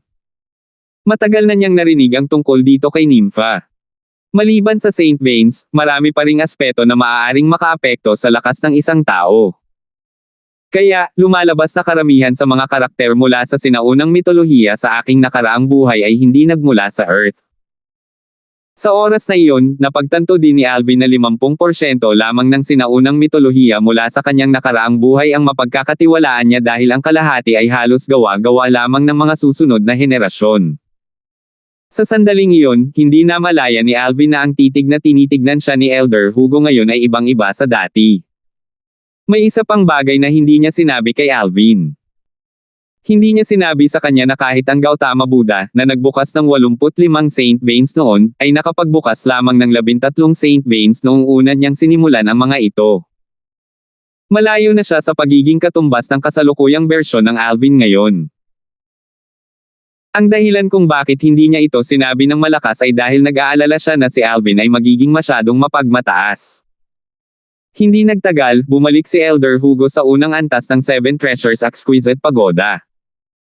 Si Alvin, sa kabilang banda, ay muling nakapikit. Gayunpaman, sa halip na linangin, sinimulan niyang panloob na tingnan ang 15 Saint Veins sa kanyang katawan. Kung ikukumpara sa iba pang mga meridian sa kanyang katawan, ang 15 Saint Veins ay parang malalaking halimaw. Ang 15 Saint Veins ay dumaan sa loob ng katawan ni Alvin na parang 15 Divine Dragons. Ang iba pang mga meridian, sa kabilang banda, ay tila hindi mahalata, maliliit na ahas. Oh, wala na talaga ang dantian ko. Hindi nagtagal, napansin ni Alvin na nawala na ang dantian sa kanyang ibabang tiyan. Sa halip, ito ay pinalitan ng Saint veins na nag-uugnay sa isa't isa. Lahat ng mga Saint veins na ito ay patungo sa isang direksyon, ang lugar sa pagitan ng mga kilay ni Alvin. May cheesy sa lugar sa pagitan ng mga kilay ni Alvin. Nang iunat niya ang kanyang espiritual na enerhiya doon, nakita niya ang cheesy. Noon, ang cheesy ay kasing laki lamang ng itlog ng kalapati. Mayroon lamang kaunting true energy sa loob. Walang marami nito. Ang kaunting true energy na ito ay binago mula sa orihinal na origin energy ni Alvin.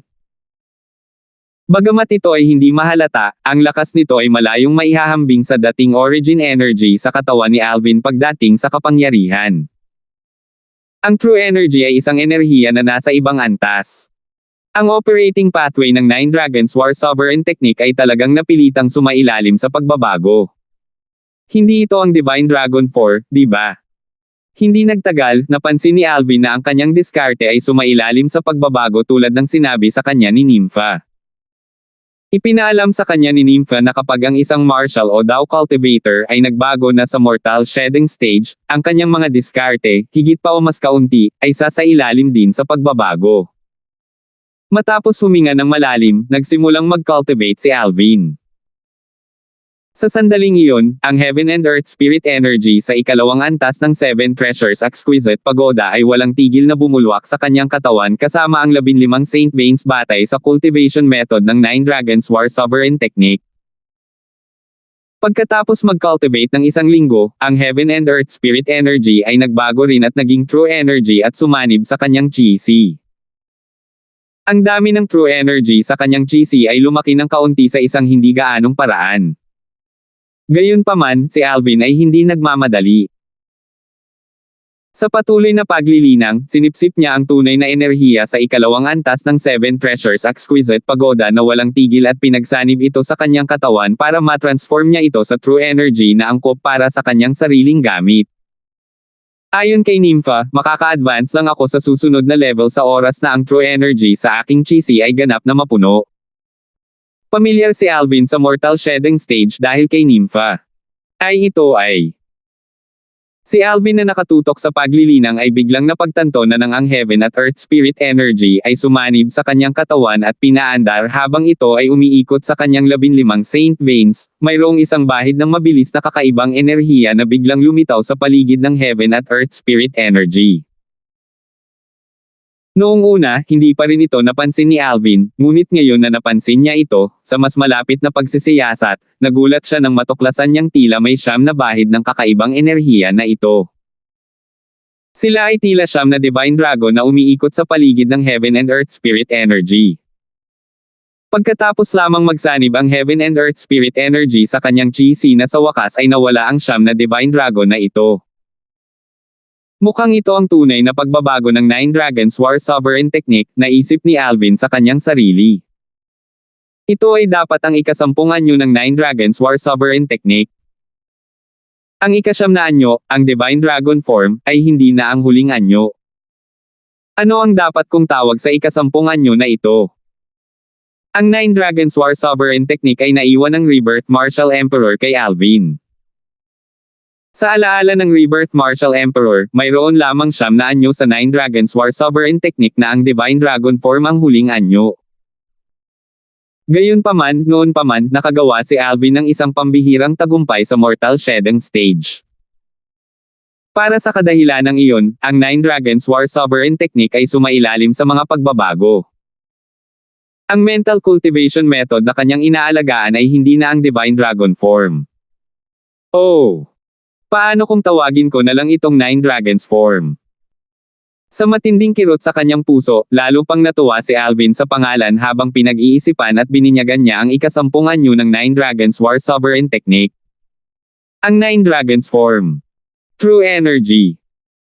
Biglang iminulat ni Alvin ang kanyang mga mata ng walang babala, iniunat ni Alvin ang kanyang magkabilang braso at sabay-sabay, ang True Energy sa chi ay lumundag sa kahabaan ng 15 Saint Veins, na agad na nakapulupot sa kanyang mga braso. Mabilis yan. Sa wakas ay nalaman ni Alvin ang tungkol sa mga benepisyo ng pagkakaroon ng Saint Veins. Ang tunay na enerhiya sa kanyang chi ay natipon lahat sa kanyang mga bisig sa isang segundo. Kung mayroon lang akong isang Saint Vein, iniisip ko kung gaano katagal ako maghihintay upang tipunin ang lahat ng true energy na ito sa aking mga braso ng sabay-sabay, naisip ni Alvin sa kanyang sarili. Boom! Boom! Sa pagtaas ng kanyang mga kamay, sumambulat ng dalawang suntok si Alvin. Agad-agad, ang true energy ay tumangay at pumailan lang sa mahabang kalangitan, na naging sanhi ng panginginig ng hangin sa ikalawang palapag ng Seven Treasures Exquisite Pagoda habang ang mahinang mga palm print ay lumabas ng malakas at dumapo kaagad sa dingding ng ikalawang antas. Isang malakas na boom ang umalangaw at isang impact wave ang humampas na parang may bagyong bumagsak sa ikalawang antas ng Seven Treasures Exquisite Pagoda. Gayunpaman, walang anumang palatandaan ng pinsala sa dingding. Napakalakas ng enerhiya. Ang lakas ko sa huling pagkakataon ay hindi ko kayang ikumpara sa lakas ko ngayon. Matapos dumaan sa malakas na puwersa ng true energy, si Alvin ay ganap na natupok ng pagkalito. Hindi man nasira ang pader ay hindi na siya nagulat. Anong biro? Ito ang Seven Treasures Exquisite Pagoda, isang kilalang celestial supreme treasure. Mas magiging kakaiba kung may marka ng palad sa dingding. Nawala na ang origin energy sa katawan ko. Hindi ko na rin maramdaman ang profundity ko. Sa ngayon, true energy na lang ang natitira sa akin, pero nasa akin pa rin ang spiritual energy ko. Nagsimulang masanay si Alvin sa sarili niyang sitwasyon ngayon. Sa ngayon, dapat ay nagagamit ko ng normal ang sun shooting bow. Matapos huminga ng malalim, biglang tumibok ang puso ni Alvin at sa pagtataas ng kanyang kamay, isang busog ang lumitaw sa kanyang kamay. Isa itong tattered bow. Tanging ang bowstring ay buo sa buong bow. May 10 dent sa bow at ang mga ito ay sobrang pangit. Ang bowstring ay ganap na itim na may itim na hal na kumikinang sa paligid, na nagmumula sa isang nakakadugong aura. Iyon ang litid ng 5-clawed devil dragon. Pagkatapos kong gumawa ng isang pambihirang tagumpay sa mortal shedding stage, ang aking katawan ay tila naging mas malakas ngayon. Bago simulan ni Alvin ang pag-activate ng kanyang true energy, hindi na siya nakakaramdam ng anumang pressure ngayong hawak na niya ang sun shooting bow sa kanyang kamay. Sa katunayan, bago siya gumawa ng isang pambihirang tagumpay, palagi siyang nakakaramdam ng hindi maipaliwanag na pressure kapag umaasa sa kanyang malupit na lakas, origin energy at profundity para iangat ang sun shooting bow. Gayunpaman, sa sandaling iyon, nang hindi man lang kailangan ang kanyang true energy at gamit lamang ang kanyang malupit na lakas ng mag-isa, madali niyang mahawakan ang sun shooting bow. Sa madaling salita, ang kanyang malupit na lakas lamang ay mas malakas kaysa sa lahat ng lakas na pinagsama-sama bago siya gumawa ng tagumpay. Tila siya ay kinuha ng isang biglaang salpok, si Alvin ay sumigaw ng malakas ng walang babala at ang kanyang mga kalamnan ay nagbuli kaagad. Habang naglalabas siya ng suntok, napunit ang kanyang kapangyarihan sa mahabang espasyo. Sabay-sabay, bumulwak ng di nakikitang enerhiya ang bumulwak at pumailan lang sa kalangitan habang naglalabas ito ng sunod-sunod na tunog na nakakabingi sa tenga.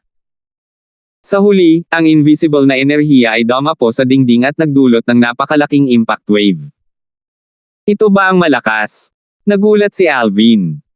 Napagtanto niya na ang kanyang malupit na lakas ay higit pa o mas mababa sa parehong antas ng kanyang kapangyarihan ng true energy. Kung ay didagdag ko ang true energy dito. Sa sandaling naisip ito ni Alvin, ang true energy sa chi ni Alvin ay muling tumakas mula sa 15 Saint Veins at kasama ang kanyang malupit na lakas, muli siyang sumuntok ng walang anumang reserbasyon.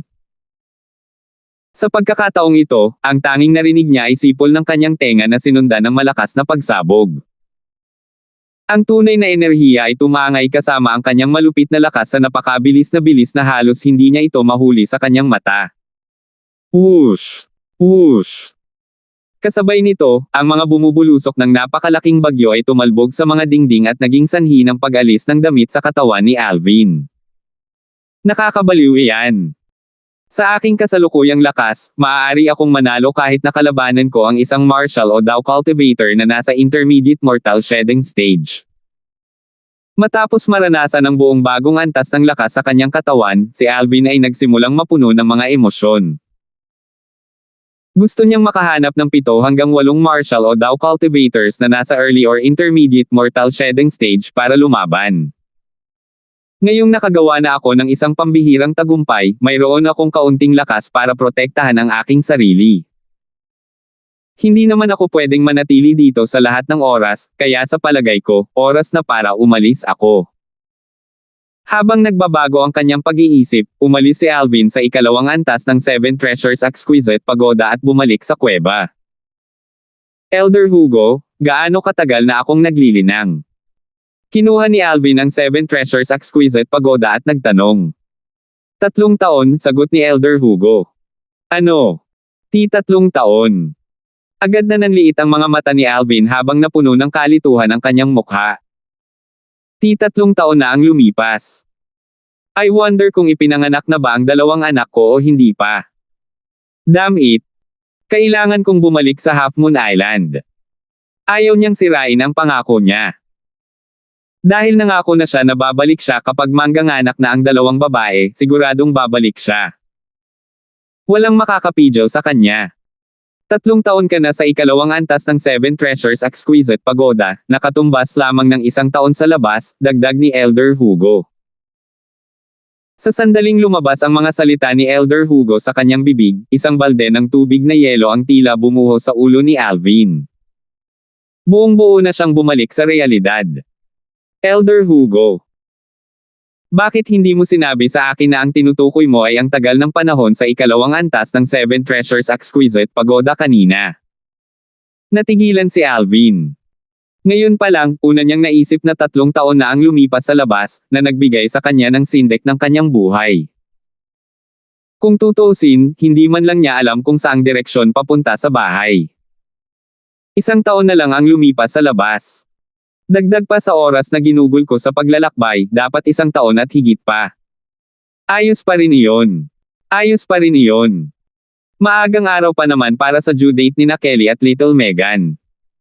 Sa sandaling naisip ito ni Alvin, nakahinga siya ng maluwag. Nalaman na niya na ang due date ng 2 babae ay sa susunod na 3 hanggang 5 taon.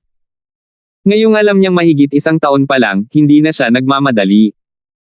Pagkatapos umalis sa yungib, si Alvin ay umakyat sa langit at pinag-aralan ang kanyang paligid. Sa huli ay nagpatuloy pa rin siya sa direksyong tinatahak niya kanina.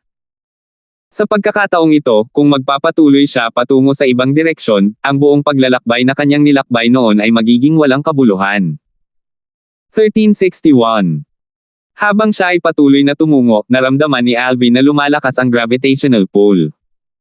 Ha! Biglang, parang may napansin siya, lumingon si Alvin nang walang babala at tumingin sa kanan niya. Isang itim na tuldok ang biglang lumitaw sa walang hangganang karagatan. Napakalayo nito, ngunit nakikita ko pa rin. Dapat itong maging isang malaking isla o isang kontinente. Nang makita ang itim na tuldok, bahagyang natuwa si Alvin. Maging ito ay isang malaking isla o isang kontinente, maaaring may mga tao sa kanila. Sa sandaling malaman ni Alvin na nakakakita siya ng isang tao at nagtanong kung nasaan siya ngayon, agad siyang lumipad patungo sa itim na tuldok na iyon nang walang pag-aalinlangan sa bilis na bumilis habang lumilipas ang panahon. Ito ay isang malaking isla. Nang makalapit siya rito, sa wakas ay kitang-kita niya na isa itong napakalaking isla. Sigurado akong may mga taong nakatira sa napakalaking isla. Sa sandaling nabuo ang kaisipang ito sa kanyang isipan, agad siyang natupok ng emosyon. Boom! Isang malakas na putok ang umalangaw-ngaw at naputol ang emosyon ni Alvin, dahilan upang magbago ang kanyang ekspresyon. Nakita niya ang isang dambuhalang nilalang na biglang tumalon palabas ng karagatan. Habang nagpapaulan ito ng mabagsik na alon, pumailan lang ito sa langit at humarang sa kanyang daraanan. Ito ay isang ganap na itim na mabangis na hayop na ganap na natatakpan ng mga kaliskis. Ang makintab na madilim na berdeng mga mata nito ay nakatitig kay Alvin at ang itim na laway ay tumutulo mula sa sulok ng bibig nito. Bagamat mukhang panggalan ang mabangis na hayop na ito, mas malaki ito kaysa sa isa. Tila isang maliit na burol ang umaaligid doon. Nagkataon lang na gusto kong maghanap ng taong susubok sa aking husay at kumakatok ka na sa pinto. Anong paraan para mapawi ang trabaho ko? Lumuwang ang mukha ni Alvin habang nakapikit. Nakikita niya na sa bilis na ipinakita ng panggalan na ito ngayon, sapat na iyon para patunayan ang antas ng lakas nito. Halos kapantay ito ni Alvin na hindi pa nagagamit ang kanyang true energy.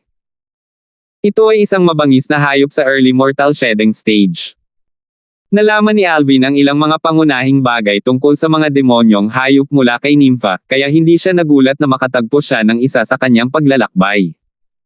Dagendong. Pagkaraan ng ilang sandali na tumitig kay Alvin, isang sulyap ang sumilay sa makintab na madilim na berdeng mga mata ng mabangis na hayop. Habang ito ay sumisigaw, ito ay sumugod patungo kay Alvin sa napakabilis na parabang ito ay nagbagong anyo upang maging isang kidlat. Halika sa akin. Sa harap ng mabangis na hayop, si Alvin ay tila hindi natakot dito. Sa isang hakbang pasulong, siya ay tumungo dito. Gayunpaman, pinananatili lamang niya ang kanyang paglipad gamit ang kanyang true energy. Wala siyang planong talunin ang kanyang kalaban. Sa harap ng mabangis na hayop, ang lahat ng mga kalamnan sa kanyang katawan ay namamaga habang ang explosive energy ay bumulwak sa kanyang mga suntok na tumangay kaagad. Bang! Ang mabangis na hayop ay dumating sa harap niya sa isang kisap mata.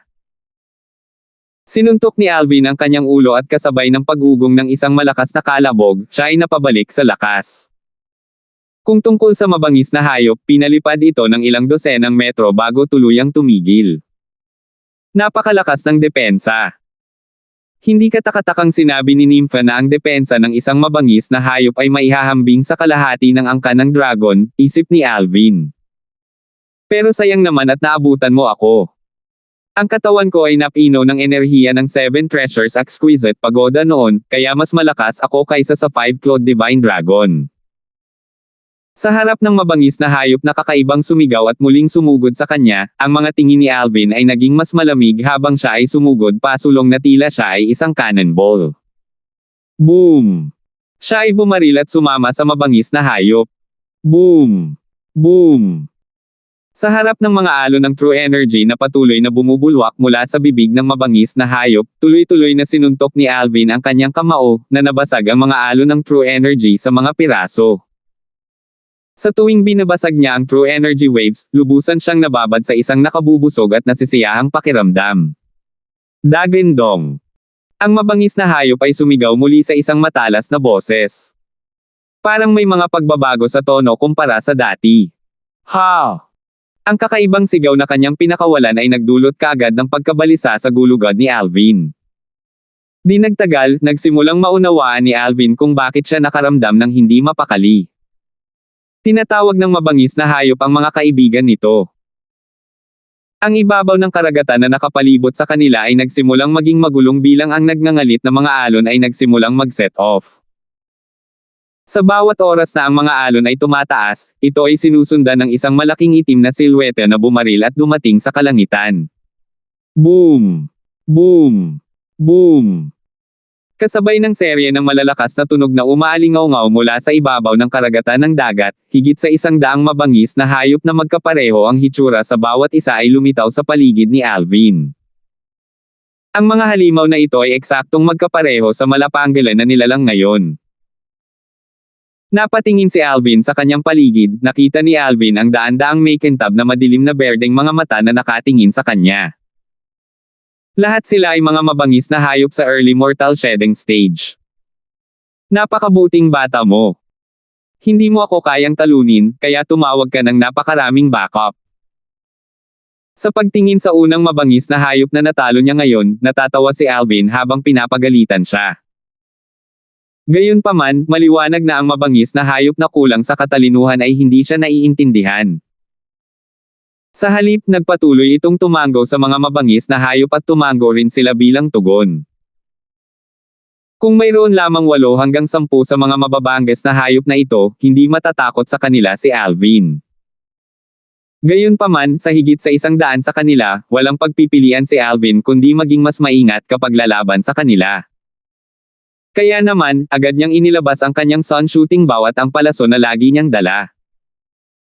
Ang kaig ng mga mabangis na hayop ay sumugod patungo kay Alvin na parang mga clumsy dumplings. Kahit papaano, 3 karagdagang figure ang lumitaw sa kalangitan sa itaas ni Alvin at sa grupo ng mga mababangis na hayop. Sila ay isang nasa katanghaliang gulang na lalaki, isang binata, at isang dalaga. Anong pambihirang tanawin? Ang nasa katanghaliang gulang na lalaki, na nakadamit tulad ng isang scholar na ang kanyang ulo ay natatakpan ng isang sutla na panyo at isang pamaypay sa kanyang kamay, ay tumingin pababa sa tanawin sa ibaba at tumawa. Tama. Kadalasan, ang mga taong kayang tumawag ng tulong sa Obsidian Pangolin ay kadalasang nagtataglay ng lakas na kayang patayin ito sa maikling panahon. Ngunit, hinayaan niya talaga ang Obsidian Pangolin na tawagin ang angkan nito. Tumango ang dalaga bilang pagsang-ayon. Naghuhukay lang siya ng sarili niyang libingan. Ngumuso ang binata. Hindi naman talaga. Umiling ang nasa katanghaliang scholar at tumingin sa lilang figure na napapalibutan at inatake ng mga Obsidian Pangolin ng may interes. Mukhang bata pa ang binatang ito. Sa sandaling iyon, ang binata sa tabi niya ay patuloy na sumagot habang nakatitig sa lilang figure. Ang kanyang mga mata ay kumikinang na may kakaibang kinang, siya ay 35 taong gulang. Mostly, hindi mo ba iniisip na bastos na suriin lang ang edad ng ibang tao ng ganoon? Nakakunot ang noo ng dalaga habang nanunambot. Napangiti ng walang pakialam ang binata. Nang tingnan niya ang lilang figure, baka sa mga mata nito ang panghahamak. Naiinis itong nakatingin sa kanya mula sa mas mataas na posisyon. Sino yan? Si Alvin, na orihinal na nagbabantay laban sa daan-daang mga mabangis na hayop, ay biglang nakaramdam ng espiritual na enerhiya na dumampi sa kanya at binalot ng isang iglap ang kanyang buong pagkatao bago nawala kaagad. Sabay tumangala siya sa langit. Agad na napako ang kanyang tingin sa isa sa tatlong lalaking umaaligid sa ere. Nakatingin sa kanya ng masama ang binata. Siya ba ang nagsuri sa akin gamit ang espiritual na enerhiya? Agad na umitim ang mukha ni Alvin. Hindi sumagi sa isip niya na magiging ganito kabastos ang mga taong nakilala niya lang dito sa karagatan. Dagendong. Dagendong. Sa sandaling iyon, isang kinang ang sumilay sa mga mata ng 100 sa mga mababanges na hayop na nakapalibot kay Alvin habang nagsimula silang kumilos. Binura ang buong kalangitan, sumugod sila patungo kay Alvin na parang mga balang na lumilipad sa hangin. Senior Lin, dapat ba natin siyang tulungan? Napatingin ang dalaga sa middle-aged scholar at nagtanong. Bakit natin siya aalalahanan? Hayaan mo na lang siyang mamatay mag-isa. Bago pa makasagot ang middle-aged scholar ay walang pakialam na sumagot ang binata. Naiinis siya sa titig na kanina lang nakatingin sa kanya ng lalaking naka-purple. Kung hindi dahil naruroon sa eksena ang nasa katanghaliang gulang na scholar, matagal na sana siyang kumilos at nakipagtulungan sa mga mabangis na hayop upang patayin siya. Ngayong gustong iligtas ng dalaga ang lilang figurang iyon, syempre, hindi niya ito gustong gawin. Huwag na muna tayong magmadali at mag-obserba, walang pakialam na sagot ng nasa katanghaliang gulang na scholar at sabay sulyap sa binata na may kalmadong tingin, dahilan para mamatla ito bago ibinaba ang ulo sa takot. Lumapit ka lang sa akin. Para kay Alvin, umungol lang siya ng malakas na nakaharap sa daan-daang mga mabangis na hayop na umaakay sa kanya. Habang siya ay pumailang lang sa langit, siya ay bumaril pataas na parang palaso na umaalis sa busog nito. Sa isang iglap lang, nakarating na siya sa itaas ng langit at nakuha ang pangibabaw. Ang daan-daang mabangis na hayop ay sumunod sa kanya ng walang pagkukulang. Whoosh! Sa harap ng mga mababangges na hayop, si Alvin ay nanatiling kalmado at sa isang pagtaas lamang ng kanyang kamay, ang kanyang palaso ay dumausda sa bowstring ng sun shooting bow.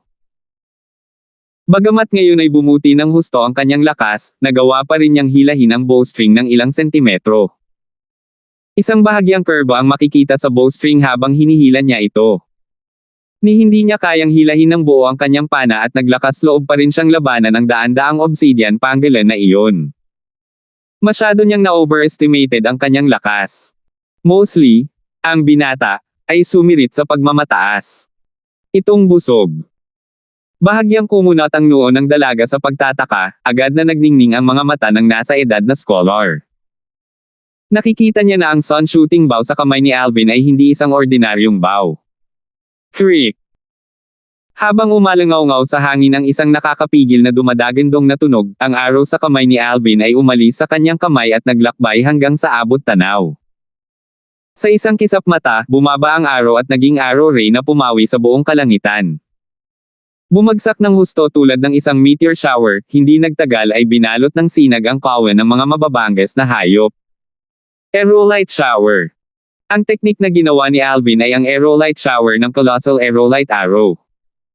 Kung ikukumpara sa aerolite strike, ang aerolite shower ay talagang mas mahina sa lakas. Nasa unang yugto pa ito ng Saint Grade Martial Tactic, ang Fundamental Awareness Stage. Gayunpaman, ang aerolite shower ay magiging mas epektibo kaysa sa aerolite strike sa ganoong sitwasyon.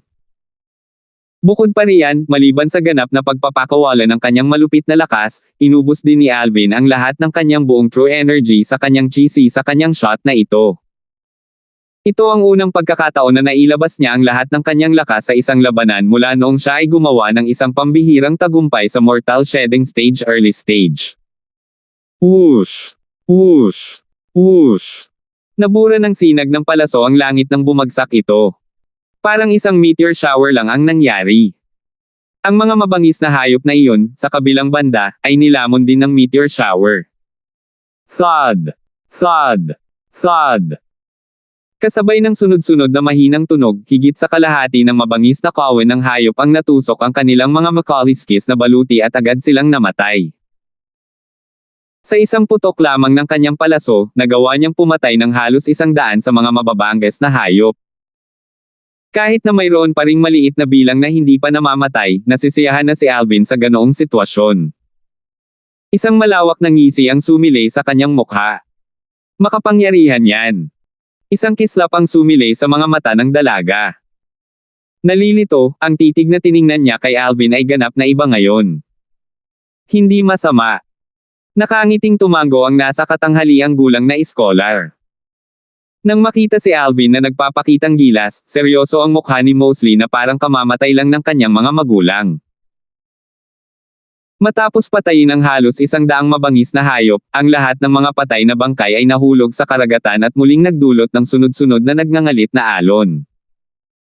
Hindi nagtagal, ang buong dagat ay kinulayan ng pulang-pula. Ang kalawang na amoy ng dugo ay tumaas sa hangin, na ginawa itong lubhang masangsang. 1362. Ha! Ang palaso ko. Sumimangot si Alvin. Natuklasan niya na hindi niya magawang makuha ang arrow.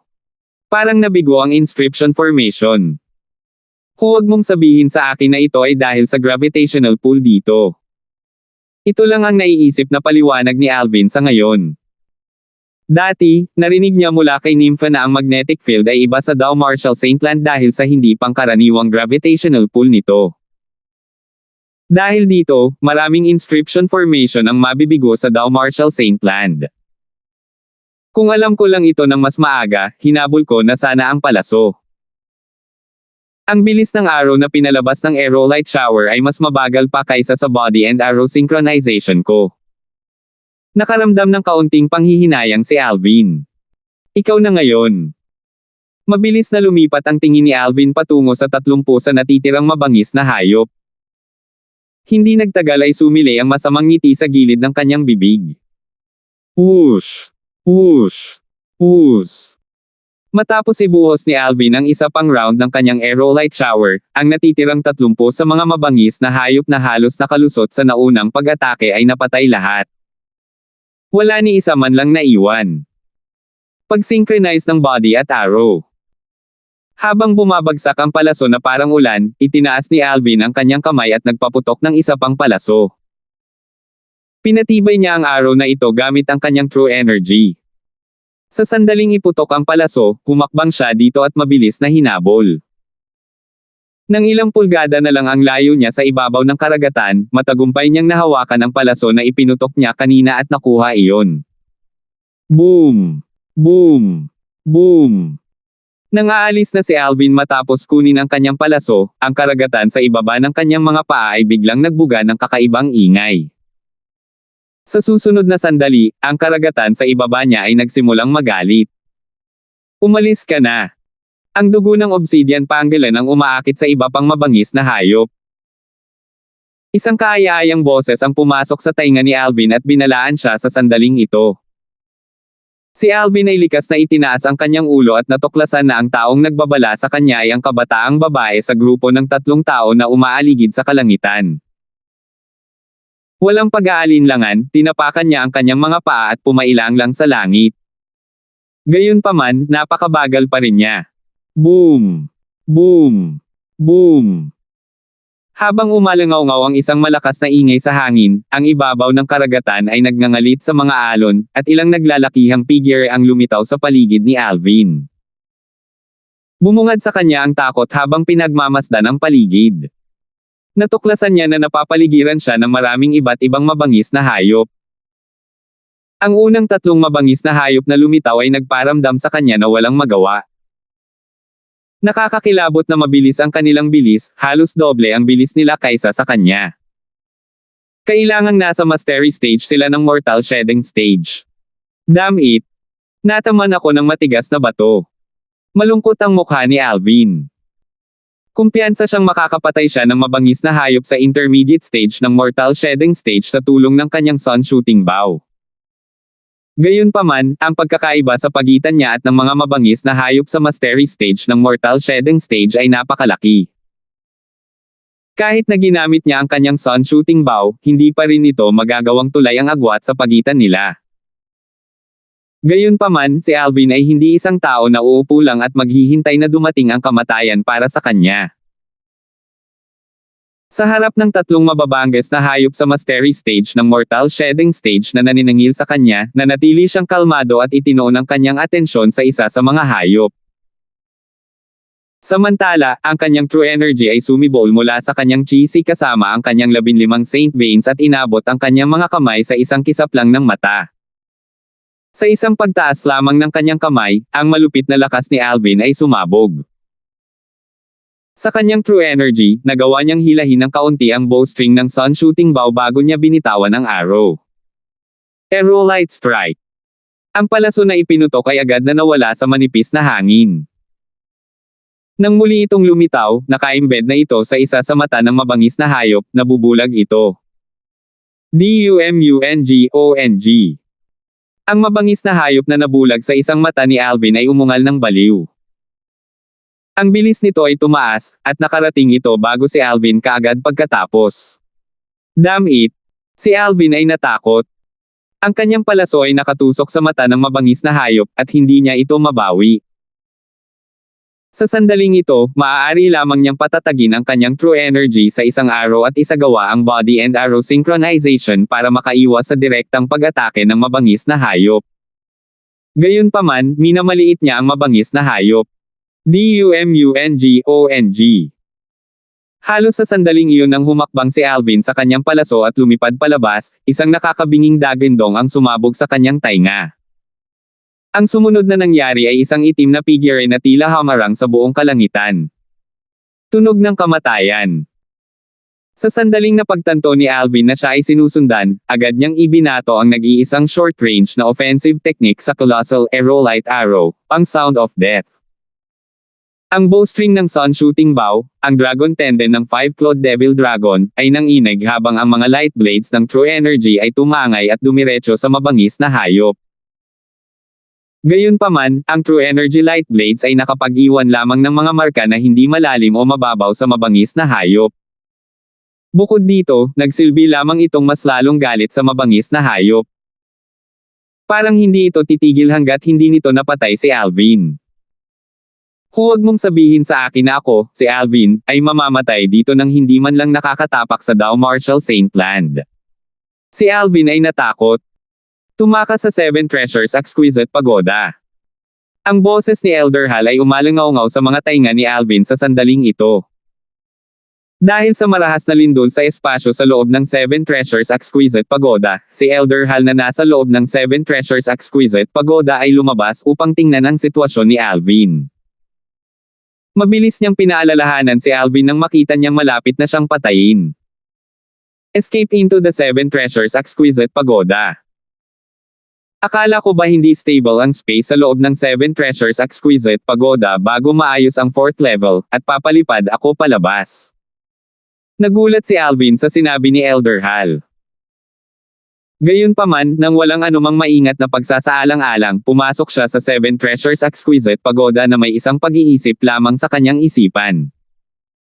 Sa sandaling pumasok siya sa Seven Treasures Exquisite Pagoda, natuklasan niya ang isang puwersang nagtataboy sa kanyang katawan na agad na nagtulak sa kanya palabas. Boom! Sa sandaling itinulak palabas si Alvin, pinalipad siya ng sampal ng mabangis na hayop. Hindi na kailangang sabihin, siya ay malubhang nasugatan. Buti na lang nakatakas siya sa Seven Treasures Exquisite Pagoda kahit sandali lang. Kung hindi, siya ay namatay. Nakatulong ito sa kanya upang maiwasan ang pamatay na suntok ng mabangis na hayop. Ang lakas ng hampas ng mabangis na hayop na dumapo sa kanya ay ang natitirang puwersa ng nakamamatay na suntok nito. Ang Seven Treasures Exquisite Pagoda ay maaari ding gamitin sa ganitong paraan. Natulala si Alvin habang nakahawak siya sa Seven Treasures Exquisite Pagoda na muntik nang mahulog sa karagatan. Akala niya talaga mamamatay siya kanina. Dagindong. Nang makita ng mabangis na hayop na bulag ang isang mata na si Alvin ay buhay pa, lalong itong nagalit at sumugod muli sa kanya. Ang iba pang dalawang mabangis na hayop sa Mastery Stage ng Mortal Shedding Stage ay sumunod din. Sa pagtingin sa sitwasyong ito, kahit na nagawa kong iwasan ang isa sa mga mabangis na hayop sa pagpatay sa pamamagitan ng pagtatago sa Seven Treasures Exquisite Pagoda, malamang na mapatay pa rin ako ng dalawa pang mabangis na hayop kapag ako ay itinulak palabas. Ngumiti si Alvin ng mapait. Tuluyan niyang ibinasura ang ideya ng pagpasok muli sa Seven Treasures Exquisite Pagoda. Maaaring makatakas siya ng isang beses ngunit hindi dalawang beses. Whoosh! Sa sandaling ito, si Alvin ay may mapait na ekspresyon sa kanyang mukha nang akala niya ay mamamatay na siya. Biglang umihip ang hangin sa kanyang mukha, at may lumitaw na figure sa tabi niya. Nagulat siya nang makita niya ang taong humarap sa kanya. Masasabi niyang ang taong ito ay isa sa 3 taong umaaligid sa ere, nanunood sa eksena. Ito ay ang nasa katanghaliang gulang na lalaki na ang ulo ay nakabalot sa isang silk kerchief at may hawak na pamaypay sa kanyang kamay. Ang kanyang hitsura ay isang scholar. Matapos lumitaw ang nasa katanghaliang gulang na scholar na iyon, naglabas siya ng isang salita sa bilis na hindi nagmamadali o mabagal, scram. Halos sa sandaling lumabas sa kanyang bibig ang salita ng nasa katanghaliang gulang na scholar, ang pamaypay sa kanyang kamay ay naglaho sa langit. Kahit papaano, nawala ito sa paningin ni Alvin. Sa susunod na sandali, si Alvin ay natigilan. Nakita niya ang lahat ng 3 mabangis na hayop sa Mastery Stage ng Mortal Shedding Stage ay hiniwa sa kalahati. Matapos paghiwalayin ang itaas na bahagi at ibabang bahagi ng kanilang katawan, bumagsak sila sa lupa na may mga mata na kasing laki ng mga platito. Sa sandaling ang 3 mabangis na hayop sa Mastery Stage ng Mortal Shedding Stage ay namatay, ang natitirang mga wild beast ay agad na huminto. Baka sa mga mata nila ang takot habang nakatingin sila sa middle-aged scholar. Bagaman ang mga mababangges na hayop ay hindi kasing talino ng mga tao, sila ay mga buhay na bagay pa rin na nakakaunawa sa batas ng gubat. Sa sandaling makita nila ang mga mabangis na hayop na mas malakas kaysa sa kanila ay napatay, nagsimula silang mag-alinlangan. Nang bumalik ang pamaypay sa kamay ng nasa katanghaliang gulang na scholar, ang mga nakapaligid na mabangis na hayop ay umungal at nagtakbuhan, isa-isang bumulusok sa karagatan at naglaho ng walang bakas. Huminga ng malalim si Alvin na nagawang makatakas sa kamatayan bago siya bumalik sa katinoan. Mabilis niyang pinasalamatan ang nasa katanghaliang gulang na scholar kahit nalilito siya sa kanyang lakas, "Salamat, Senyor." Ang nasa katanghaliang gulang na scholar ay tumingin kay Alvin nang walang salita. Hindi niya maiwasang maalala ang eksena kanina. Nagplano na siyang gumawa ng kanyang hakbang nang ang binata na nakasuot ng lila ay papatayin na ng mabangis na hayop sa Mastery Stage ng Mortal Shedding Stage. Gayunpaman, hindi niya inaasahan na ang binata na nakasuot ng lila ay bigla na lamang maglalaho nang siya ay gagawa ng kanyang hakbang. Noong una, inisip niya na ang binata na nakasuot ng lila ay itinago ang kanyang tunay na lakas at itinuring ang kanyang pagkawala habang nagpapakita siya ng bilis na kahit siya ay hindi makita. Ito ay ganap na labas ng kanyang inaasahan na makita ang purple-clad na batang lumitaw muli sa susunod na sandali. Kahit na nagawa niyang iwasan ang nakamamatay na suntok na iyon mula sa mabangis na hayop sa mastery stage ng mortal shedding stage, nasugatan pa rin siya ng natitirang puwersa mula sa pagpatay na suntok ng mabangis na hayop. Sa oras na iyon, nagsimula siyang mapagtanto na ang binata na nakasuot ng lila ay hindi talaga itinatago ang kanyang tunay na lakas. Sa halip, gumawa siya ng ilang espesyal na pamamaraan na nagbigay daan sa kanya na mawala sa loob ng maikling panahon upang makaiwas sa pamatay na suntok ng mabangis na hayop. Senior. Nagsimulang makaramdam ng panginginig si Alvin sa kanyang gulugad nang makita niya ang nasa edad na scholar na patuloy na nakatitig sa kanya ng walang salita. Hindi kaya ang lalaking ito na mukhang disente ay talagang may ganoong kagustuhan. Sa sandaling ito, bahagyang nalungkot si Alvin. Kung alam niya ng mas maaga, mas pinili niyang ipanganak na mas pangit. Minsan, ang pagiging masyadong gwapo ay hindi naman siguro magandang bagay. Nagdesisyon si Alvin. Kung talagang pinilit ng lalaking ito ang sarili niya, mas gugustuhin niyang mamatay kaysa sumuko. Mas gugustuhin niyang mamatay kaysa mapahiya. Madaling isipin na malamang nasasampalin siya ng nasa katanghaliang gulang na scholar at pagsisisihan ang pagligtas sa kanya kung alam niya ang tungkol sa mga kaisipang tumatakbo sa isip ni Alvin. Sa wakas, binawi ng nasa katanghaliang gulang na scholar ang kanyang tingin at nakangiting nagtanong, "Ikaw ay taga Fuyo Town?" Fuyo Town. Nang marinig ang kanyang mga salita, nagulat si Alvin. Ano iyon? Hindi mo alam ang tungkol sa Fuyo Town. This time, ang middle-aged scholar naman ang nagulat. Hindi. Napangiti ng awkward si Alvin. Mula nang umalis ako sa aking bayan, naligaw ako sa malawak na karagatan. Ilang buwan na akong naglakbay bago ako tuluyang nakarating dito. Ang bayan ng Fuyo ay nasa Fuyo Island. Nakikita mo ba ang isla doon? Sa oras na ito, bumaba na rin mula sa langit ang dalaga at tinuro ng daliri ang isla sa di kalayuan.